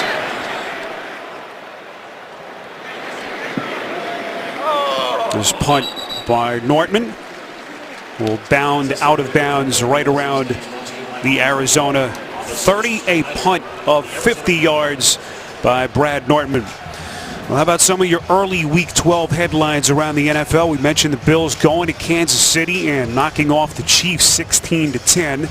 That'll get some of the critics off Sean McDermott's back. Carson Wentz and the Eagles, meantime, continue to steamroll the competition. 9th straight win. And the Patriots doing what they usually do, beating the Dolphins for their 7th straight win. And a lot of the experts have those two teams out on a collision course to the Super Bowl. Philadelphia and New England as those two teams continue to roll. Here is Peterson taking on tacklers close to the 40-yard line, and another Arizona first down. Some of the other headlines and individual statistical performances so far in Week 12. And that one makes, especially how the Bills played today, makes the Tyrod Taylor benching last week a little peculiar. And then Julio Jones finally blowing up. Look at that, 253 yards and 2 touchdowns. Oh my goodness. And that takes us to the end of the third here in Glendale, 16-10 Arizona. Bill down 10 points at halftime, able to cut into it during the third quarter, down 6 as we begin the fourth. University of Phoenix Stadium, Glendale, Arizona. Spiro Diaz, Adam Archuleta, our producer Seller Shai, and Jim Cornell, our director. Rest of our CBS crew here from the Valley of the Sun. Blaine Gabbert under center, taking on his former team. That first down pass is batted down at the line of scrimmage by Aaron Colvin. And let's reset the table in the AFC South for Doug Marrone and Jacksonville. At the moment, 7-3, half-game lead up on Tennessee. The Titans a winner today in Indianapolis. And so if Jacksonville loses, those two will be tied atop the division by the end of play today. And those two teams will end the season against one another in Nashville, the Jags and the Titans, on New Year's Eve.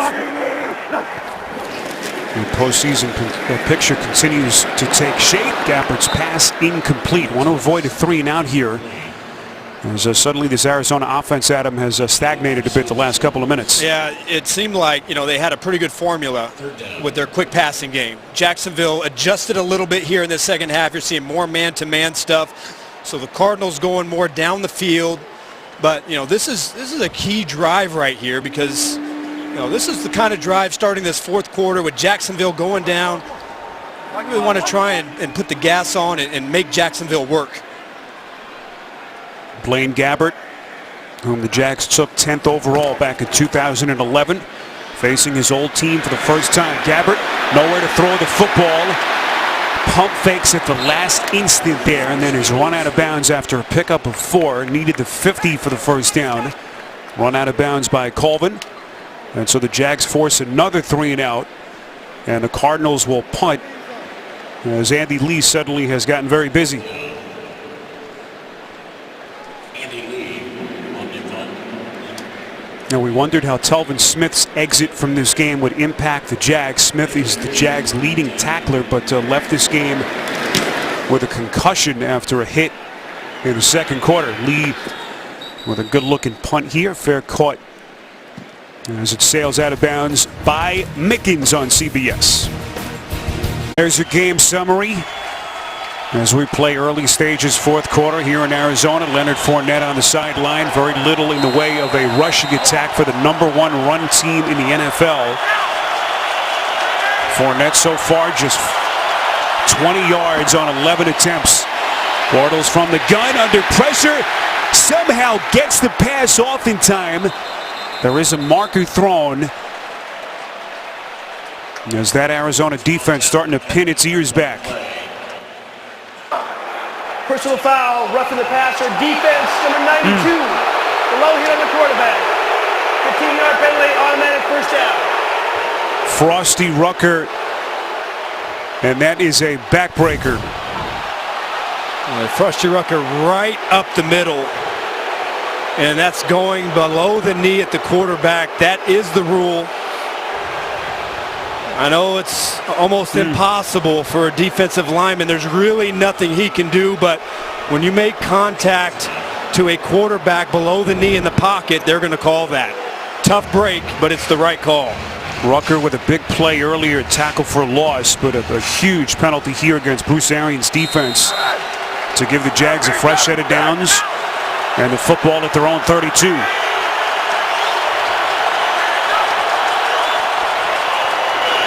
Bortles quick strike. This is Westbrook. Appears to have enough for the first down. We'll see where the officials spot the football. Pushed out right around the 42. And that is indeed enough for the Jacksonville first down.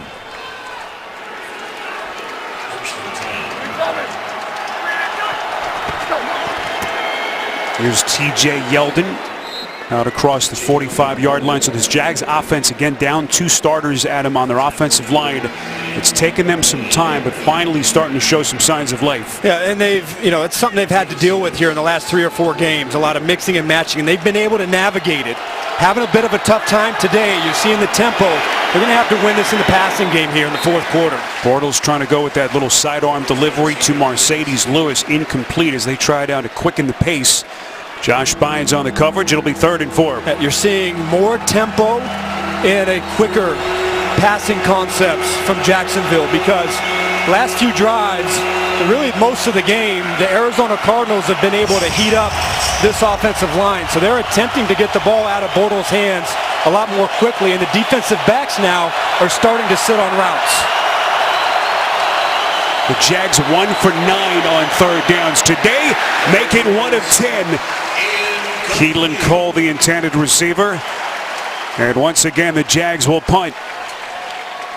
Because one of the issues, we talk about the formula. They're going to win with their running game and their great defense. That's how the Jacksonville Jaguars are built. But, you're still going to have to win in the passing game. There are going to be some games where your running game lets you down, and you've got to deliver on those passing plays. So far today, the Jags with just 154 yards of total offense and only 89 in the air. And you just get the feeling, as Adam points out, Bortles going to have to make some plays down the field if they're going to win a game on the road here in Arizona. And, when you look at their passing game and you study it, remember, no Allen Robinson, no Allen Hurns. Marquise Lee in this game has been erased by Patrick Peterson. They're not even throwing to him. So you have 2 inexperienced wide receivers that have to go out there and make plays and win in the fourth quarter. It's not a sophisticated passing game, but right now they're not challenging the Arizona defense enough with their passing concepts. Little pitch play. This is Peterson trying to cut back. Football comes loose. Officials say he was down by contact, so Peterson Able to just barely get back to the line of scrimmage as we cross the 13-minute mark in this fourth quarter. Peterson now 16 attempts and 65 rushing yards on the day. His long run till this point has been 10. And, you know, he was down by contact there, but the ball's been out a lot. You know, he's lost some the last couple weeks. The ball's been, you got to wonder, you know, is this going to be a thing with Adrian Peterson? But he has not been able to hang on to that football.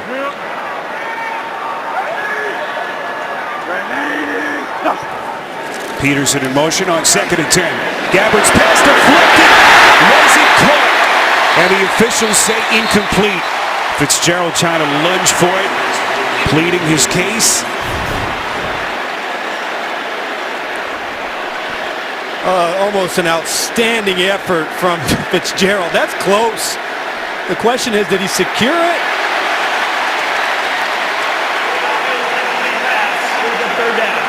Looks like a trap from that angle. What a job by our camera crew here in Arizona. Was a great look, but you see clearly the ball moves, and he didn't have both hands securely around it, but you know, he thinks he caught it. But Fitzgerald, who entered the day 2nd in the league with 69 receptions on the season, 6th in receiving yards. So far, however, just 3 catches for 12 yards as he has worked almost exclusively against Jalen Ramsey. Play clock meantime down to 2. Gabbard has no idea, and a flag thrown. This will be a delay of game against, oh, did they get a timeout? Arizona takes its first timeout of the half. Okay, so the flag was thrown in the secondary, but heads up play by Bruce Arians in that Arizona sideline, recognizing and signaling for the timeout. That will be their first charged timeout of the second half. Everybody kind of sitting and waiting to see if that's something we're challenging, and waiting to see that replay and that look, and they lost track of time. But 3rd down and 10, you know, they had early in the game, Gabbard was able to make some easy throws against off coverage and convert. He's missed 6 of his last 3rd downs, and you've seen it be a lot longer. Last time it was 3rd and 10. Here's another 3rd and long. It's been a lot more difficult for this offense to pick up those first downs, especially when Larry Fitzgerald has not really been a factor in this game. So 6 straight incompletions thrown by Gabbard. Can he come up with a play here against this #1 ranked NFL defense on 3rd and 10? Gabbard from the shotgun, well protected, and now the football comes loose. They've got it. It's Calais Campbell, and he's into the end zone. And the former Cardinal coming back home with a monstrous play for the Jaguars.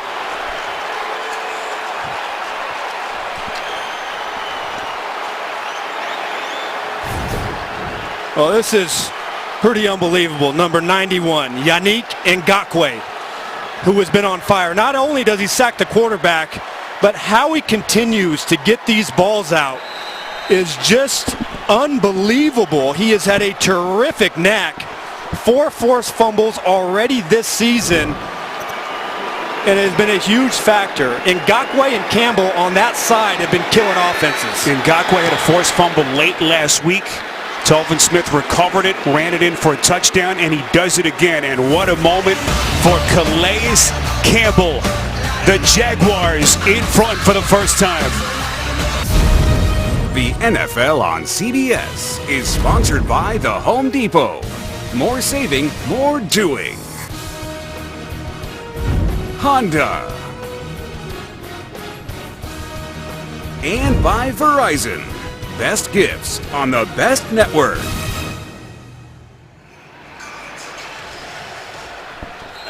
Wow, how quickly this game has turned. Calais Campbell, the recovered fumble for the touchdown.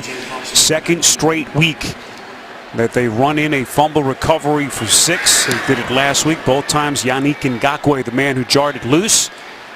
And the Jaguars in front for the first time today, and this Todd Wash coached defense has been incredible.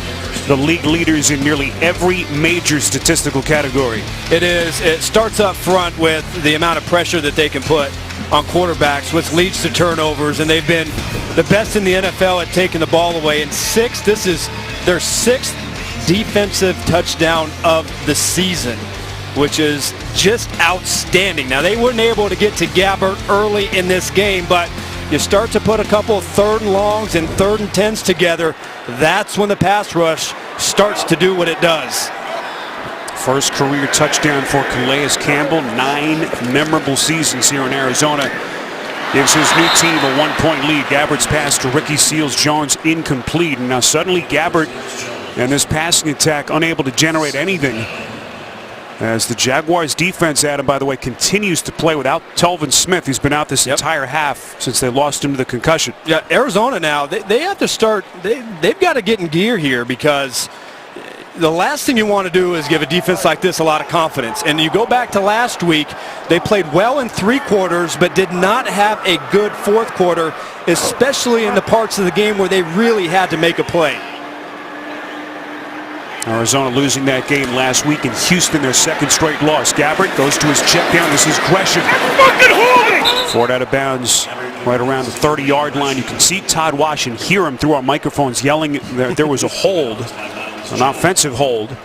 Yeah, he's trying to say that A.Q. Shipley was holding Miles Jack and not allowing him to get off the ball. I think you're going to see it. It's pretty clear. I think Todd Wash, he knew exactly what he was seeing. I think he's got a pretty good argument.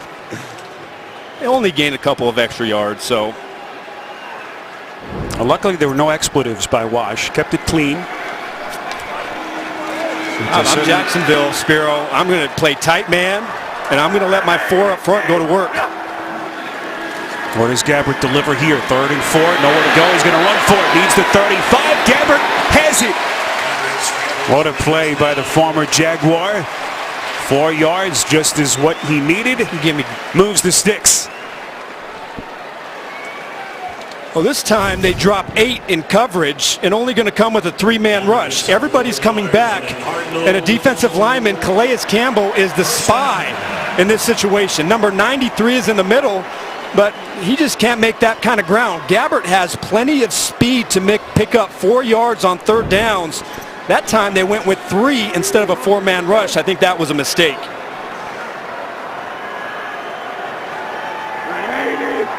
That's Fitzgerald in motion. 1st and 10. This is Peterson.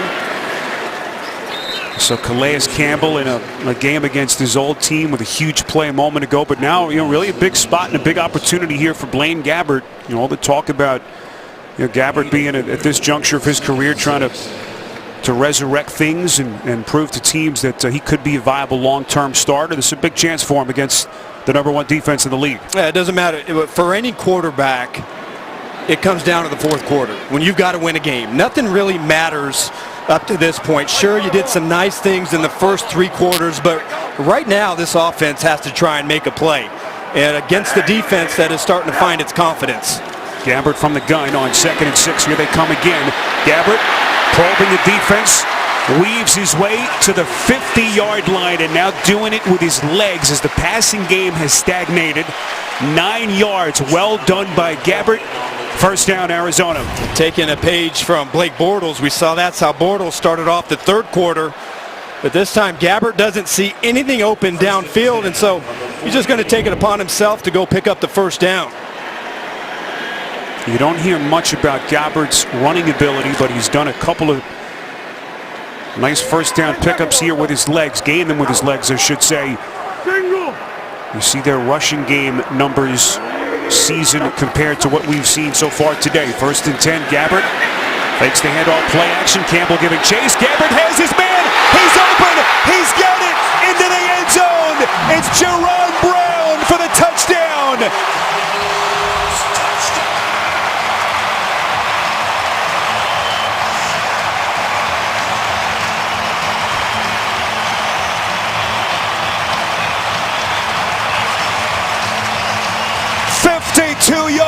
From Gabbert.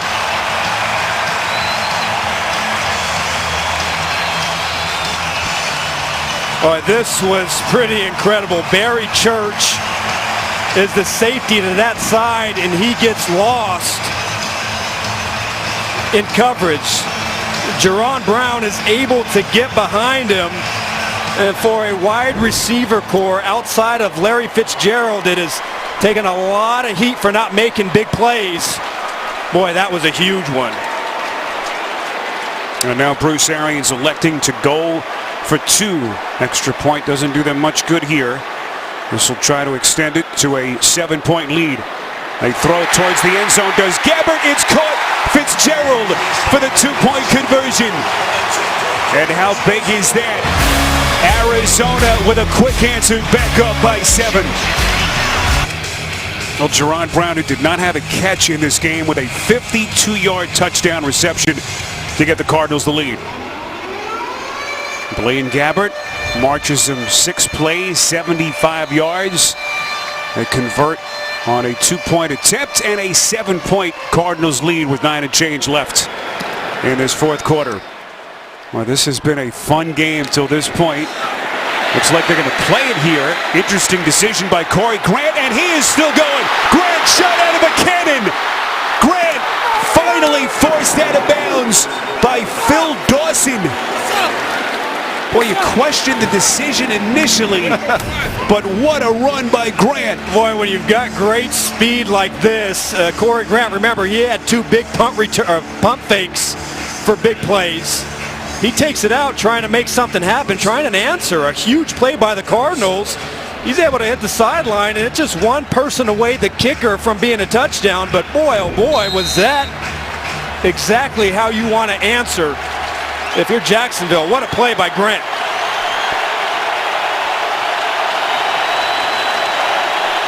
So Bortles and company begin inside the Cardinals 40, 1st and 10, down 7.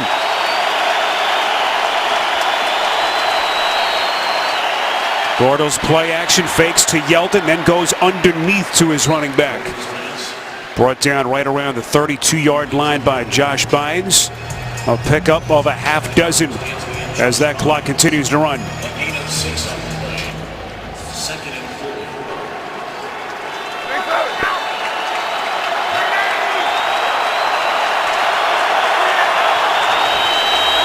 Matthews showing blitz. Bortles clearing him and finds Keelan Cole as the rookie is run out of bounds by Patrick Peterson. A pickup of 5 and enough for a Jacksonville first down. You can see in this, especially here, as the game is worn on and here in the fourth quarter, that both teams have been very one-dimensional, not being able to get any yards on first down, and has hurt their offense. So you see a lot of quick throws to try and get those easy completions to put them in a better situation. Bortles well protected, throws and completes. That's Mercedes Lewis, who has put together a terrific season. We know about his blocking ability and his ability as a catcher. First down on the play, and boy, who would have thought Blake Bortles would have been their leading rusher? This is the #1 rushing attack in the NFL as Fournette has been held in check. And it's Bortles who has to make plays in the pass game as well as now in the run game by using his legs. 1st and 10 from the 17. Fake handoff to Yeldon. Bortles going to run for it. Bortles, and he's into the end zone for his 2nd rushing touchdown. And Jacksonville punching back.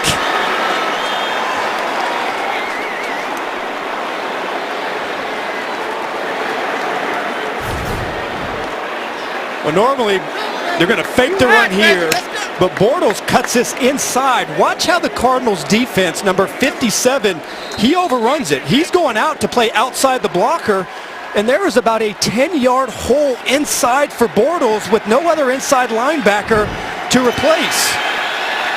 17 yards on the run by Bortles. Point after by Lambeau is good. So Bortles now 62 rushing yards on 6 attempts, including the 2 touchdowns. And we are tied at 24. And Adam, you have to go back to the kick return by Corey Grant that put them in a terrific field position to begin the drive inside the Arizona 40. And we talk so much about, the formula, how they want to win games. Doug Marrone says he's got 3 things. They want to win the physical battle, the turnover battle, and then somehow in the fourth quarter, be close, scratch, claw, fight, put yourself in a position where you can win a game. And that's kind of the way the game has gone. It's kind of how he thinks they're going to win football games. It's taken all phases to get back in this, and now we got a ball game here in the fourth quarter. That Corey Grant kickoff return was good for 68 yards. Boy, how huge he has been with some big special teams returns this season. Adam mentioned a couple of fake punts that Doug Marrone has called earlier this season. This has been a wild second half between the Jags and the Cardinals. What do these two teams have left up their sleeves over the final 7 and change? DJ Foster runs it out and is brought down right around the 15-yard line. Arizona 4-6. Have lost 2 straight games for the first time this season. Alternated wins and losses the first 10 weeks of the year. Trying to stay within striking distance. 3 games behind the first place Rams in the NFC West. And we've told you about the Jags. Their lead atop the division in the AFC South over the Titans now just a half game. As the playoff picture starts to tighten up around the NFL. Well, Bruce Arians would love nothing more than for Adrian Peterson to kind of take over in this part of the game. Here is Peterson. Breaks the initial tackle and gets out close to the 19-yard line, tackled by Calais Campbell. A pickup of 3. I think up front, Jacksonville has made it pretty difficult. Anytime Arizona has had success running the football, they've been doing it by attacking the corners and attacking the edges. But here, the last few drives, you can see not a lot of first down running production, which has now made Blaine Gabbert have to do a lot with his arm. Now, in a passing situation, you've got to have somebody account for Gabbert and using his athletic ability to pick up the first down. On 2nd and 7, Gabbert's pass is deflected off the hands of Adrian Peterson and incomplete, and it will be 3rd and 7. Blair Brown, the rookie, 5th-round pick out of Ohio. Adrian Peterson has to catch that ball. I mean, it's out there by his fingertips, but he's open. They got the matchup that they wanted, and I'm a little surprised that we haven't seen DJ Foster more in that 3rd down role, that receiver out of the backfield role, a guy that really has some kind of wide receiver skills. Adrian Peterson really isn't that guy you can expect to win matchups by running wide receiver routes in the passing game. Foster again becoming their 3rd down back after Ellington was waived earlier this week. Gabbert throwing a dart, and it is caught. Ricky Seals-Jones, who had the touchdown in the first half.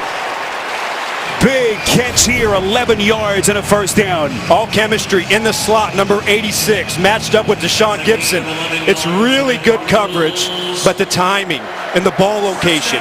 As soon as Gabbert hits the top of his drop, Seals-Jones comes out of his break, and the ball is in a perfect location. So Seals-Jones now 4 catches, 72 yards, including the touchdown. We'll keep it on the ground here to Peterson. So here's Ricky Seals-Jones, undrafted rookie out of Texas A&M, did not have a catch before last week. 2 touchdown catches in the loss in Houston, 1 more today. So he's got 7 career catches and 3 touchdowns in the span of a game and a half. That's a decent ratio, right? That's kind of how you want to start it. But and it's been in crucial big spots where I think Gabbert has a lot of trust and knows that if he gives him the opportunity, then he's going to get rewarded. Well, getting his chance due to some injuries in front of him, and he has taken advantage. 2nd down and 5. Peterson, and he takes a wallop from the back. Paul Posluszny, who spoke about his immense respect for Peterson this week in the build-up to this game. 2 guys have been doing it in this league for a long, long time. You can see Adrian Peterson, doesn't matter if it's the first quarter or the fourth quarter, his effort level is about as good as anybody in football. You got 3rd and 3. Again, it's been Gabbert using his legs. This is somewhere where you have to have a defensive player know where the quarterback is and don't let him get outside the pocket. Cardinals 6 of 15 on 3rd down. Little pitch play to Foster. And Foster with that second little gasp has enough for the first down. Signed off the Patriots practice squad back in week 2. What a play by Foster. He should have been in there in the passing situation, but at 195 pounds, where he's going to have to try and use some of that strength to break some tackles and pick up the first down, he does exactly that. What an effort by DJ Foster. And those precious seconds coming off the clock. Jacksonville and the Cardinals each with 2 timeouts. 7th play of the drive. As Gabbert works under center on 1st and 10. Gabbert's going to take his shot. His man has his step. It was J.J. Nelson, the intended receiver. But Gabbert a little bit too much. A.J. Boye on the coverage. Yeah, I like the intent, but, you know, Jacksonville's secondary already gave up one big play, and whether it's Boye or Jalen Ramsey on the other side, they just don't give up fades. You know, 9 routes down the sideline. That is not a high percentage play. If you're going to try and attack the secondary, you want to isolate your speed receivers on some of these safeties, but Jay Boye is too good to give up that play in this part of the game. Season-long field goal for Dawson is a 50-yarder. Gabbert's pass is intercepted. It's picked off by Barry Church. Officials say down by contact as Barry Church, who was beaten earlier on the long touchdown catch, with a massive defensive play. Just reading the eyes, this is pressure, so the middle of the field underneath is wide open. Beautiful transition, great angle out of his break, and he reads Blaine Gabbert like a book. He knew that because pressure was coming, that Gabbert had to throw to the side of the field that he was looking, and that's the way you make up for giving up a touchdown, by getting an interception and setting up your offense at the end of the 4th quarter. Nice play by Barry Church. Second back-breaking turnover committed by the Cardinals. The fumble that was returned earlier by Campbell, and now Gabbert's first pick on the afternoon. Keep in mind he threw the 2 interceptions in the second half last week in their loss in Houston. And now Bortles and company back on the field in a tie game. Play action, fakes the handoff underneath. This is Yeldon. First down on the catch and run inside Arizona territory, as suddenly Yeldon becoming a focal point of this Jacksonville offense. A pickup of 16. Carlos Dansby has to know better. He is too good, has been doing this too long, has been so great. He knows that he cannot lose leverage on the running back to his side. He gets fooled, his eyes are inside, and the Jaguars are able to pick up a big play on first down to Yeldon. Right on the edge of Lambeau's field goal range. As Yeldon again fights his way to the 40. This is the 3rd straight possession that we've seen Yeldon over Fournette. So Fournette's still standing on that Jags sideline. And Yeldon making some big plays for Doug Marrone. So Bortles should not be in any hurry right now. You're in great position. Right around just past midfield on the 40-yard line. Time is ticking. Arizona only has 2 timeouts, so they're probably going to start to use them here in a few minutes. But he wants to milk as much time off the clock as possible. Bortles quick strike. This is Westbrook breaking the initial tackle by Matthew. Had him around the ankles, it looked like, but Westbrook so elusive in the open field. In what is only his 2nd appearance as an NFL rookie. It'll be 3rd and 6. It's a big 3rd and 6, but, you know, I mentioned the time. Bortles is snapping the football with about 10 seconds left on the play clock. And in my opinion, he needs to milk it a little bit more. Now, this is a huge 3rd down right here. They have to pick up some yardage, put them in a better field goal situation, keep this drive going. They're right at Lambeau's target line. His season-long 56. Bortles' pass is intercepted by Matthew.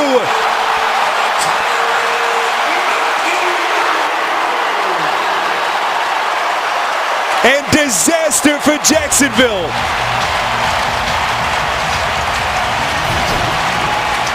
It's pretty incredible. Watch Tyrann Mathieu, who you can say maybe hasn't quite had the year he wanted to. but his playmaking ability is undeniable. Bortles was late on this throw. They're running a sprint out pass, and he waits too long before his receiver, D.D. Westbrook, comes out of the break. That allowed Matthew to read the play, get in the throwing lane, and pick up a huge play for his offense. The Bortles had not thrown a pick in any of their last 2 games. Throws one here just as they were inside of Lambeau's field goal range. And the pendulum swings continue back and forth. Gabbert's first down pass is caught by Peterson, crosses the 45-yard line. Calais Campbell plus Lusney on the tackle, a pickup of 7 as the Cardinals work here with 2 timeouts. And also the 2-minute warning around the corner. I think Todd Wash and the Jaguars defensively now have to think about getting more aggressive, because you do not want Arizona to get into field goal shape here at this point in the ball game. And so expect them to put a lot of heat on the quarterback, try and knock him out of field goal range, and try and stuff the run. So the tension continues to build here in the desert. All tied at 24 on CBS. The NFL on CBS is sponsored by Lowe's. Hurry in today for huge savings on all things winter. And by State Farm, here to help life go right.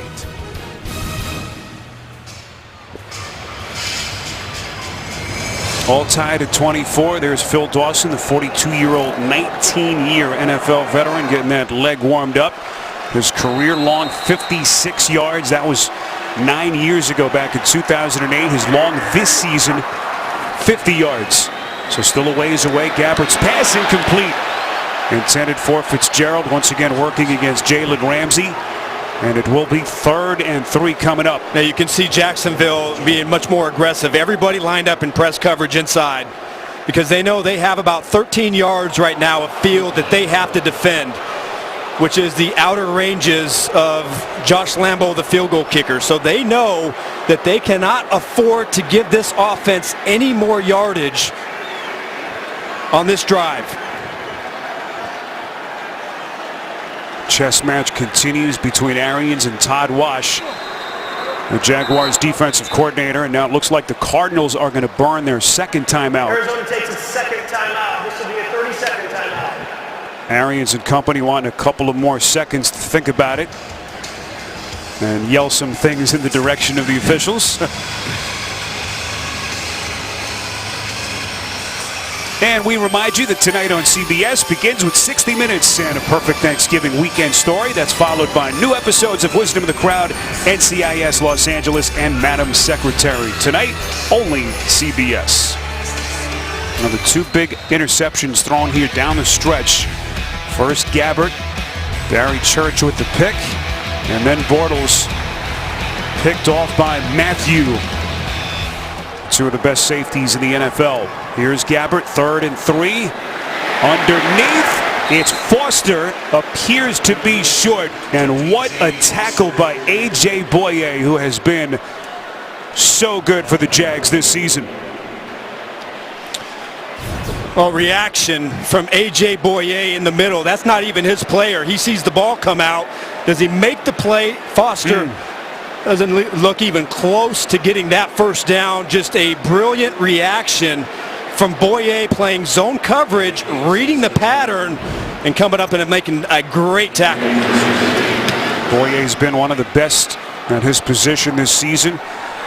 As a fair catch signaled right around the 10-yard line by Mickens, 40 yards on the punt, as A.J. Boye continues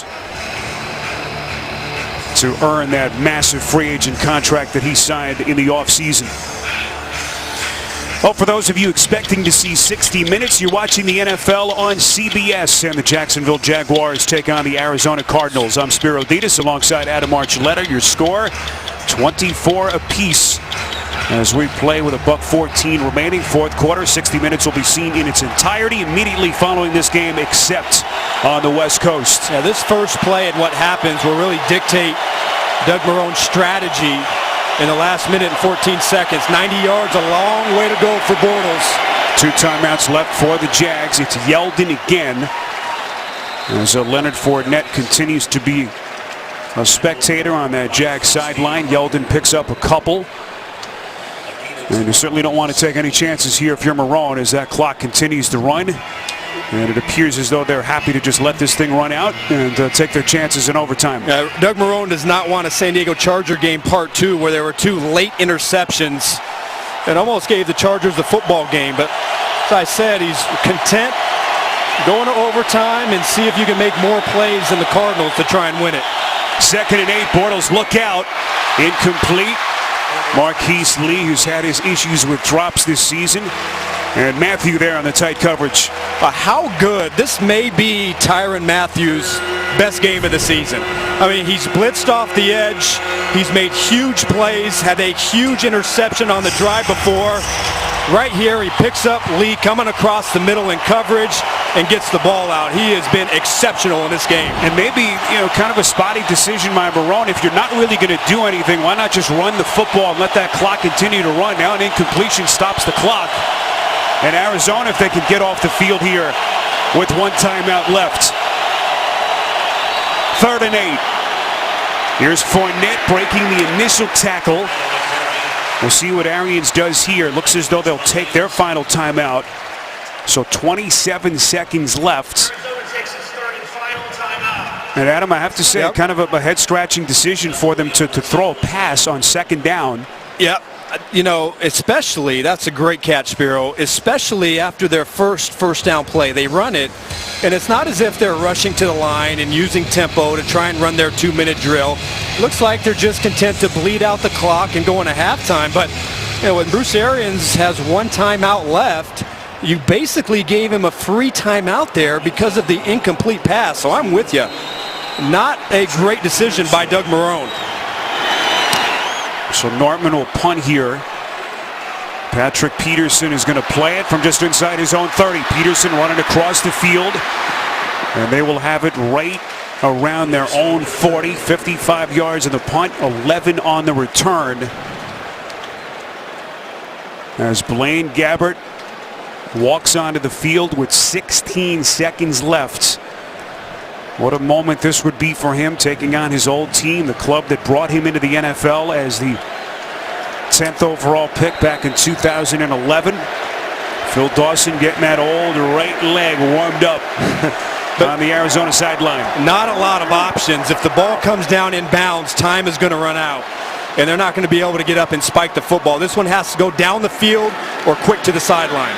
Gabbert throwing sideline. It is caught. That's Kerwin Williams. Exactly what they wanted. Out of bounds, stopping the clock. A pickup of 10, 1st down with 11 seconds left. And now you have one more play just like that. Average play takes about 7-8 seconds. You run a play, get it to the sideline, at least go what? What's the range?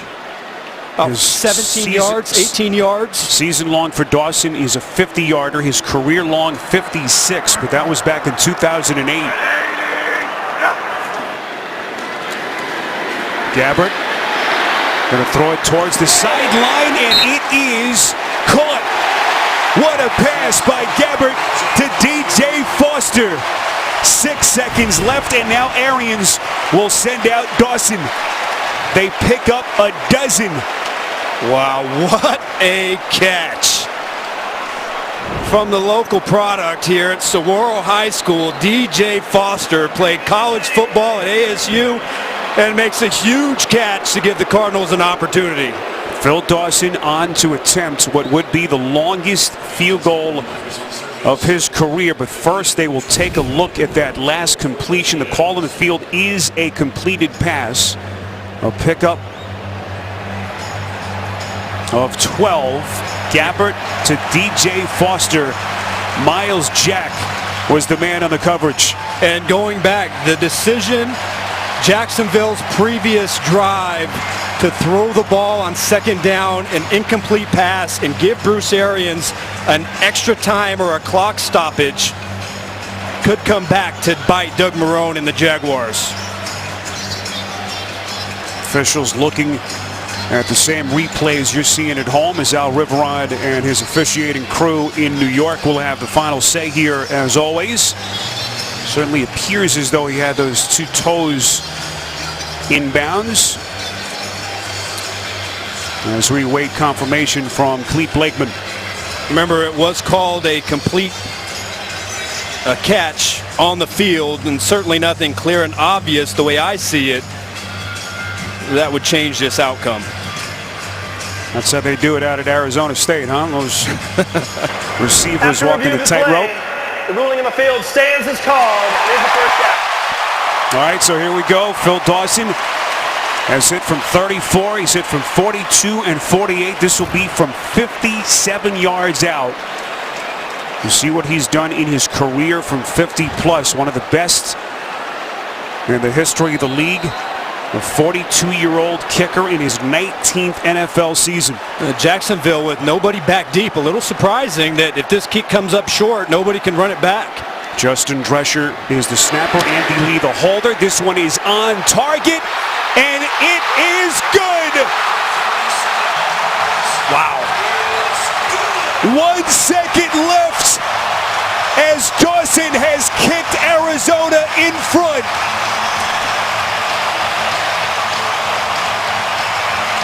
Longest field goal of his 19-year career.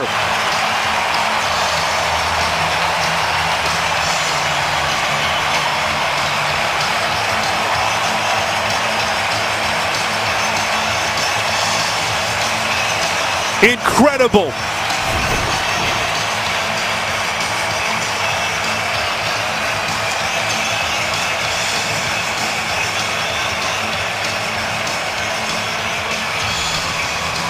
Right down Broadway to give Arizona a 3-point lead. And look at Dawson telling his teammates, get off the field with a second still remaining. So much action here in the last minute of the game.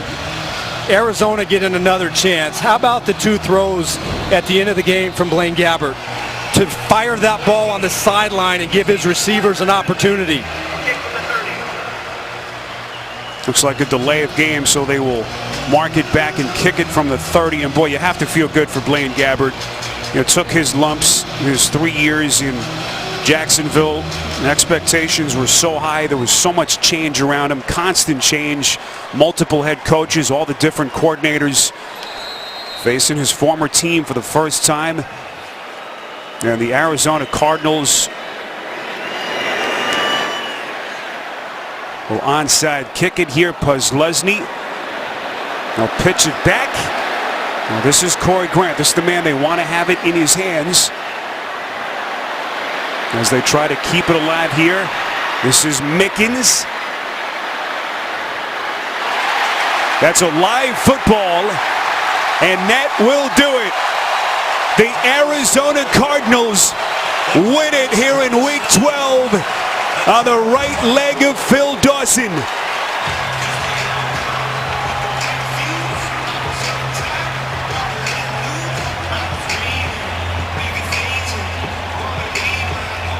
Spiro, that is an incredible, pretty unbelievable ending to this football game. And we talked about Blaine Gabbert, you know, threw fourth quarter picks a week ago against the Houston Texans when they had to have it. Threw another one in this game.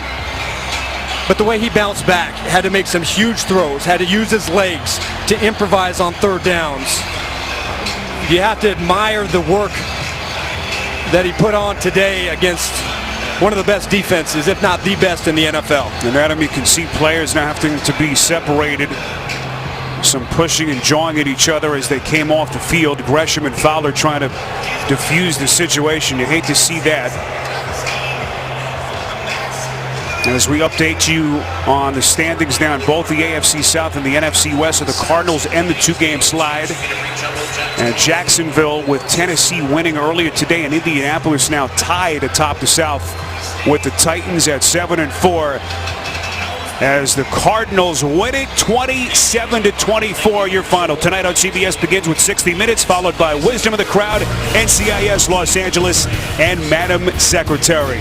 Now for Adam Archuleta, Spiro Dedes, and our entire CBS crew, saying goodbye from Glendale, Arizona. You've been watching the NFL on CBS.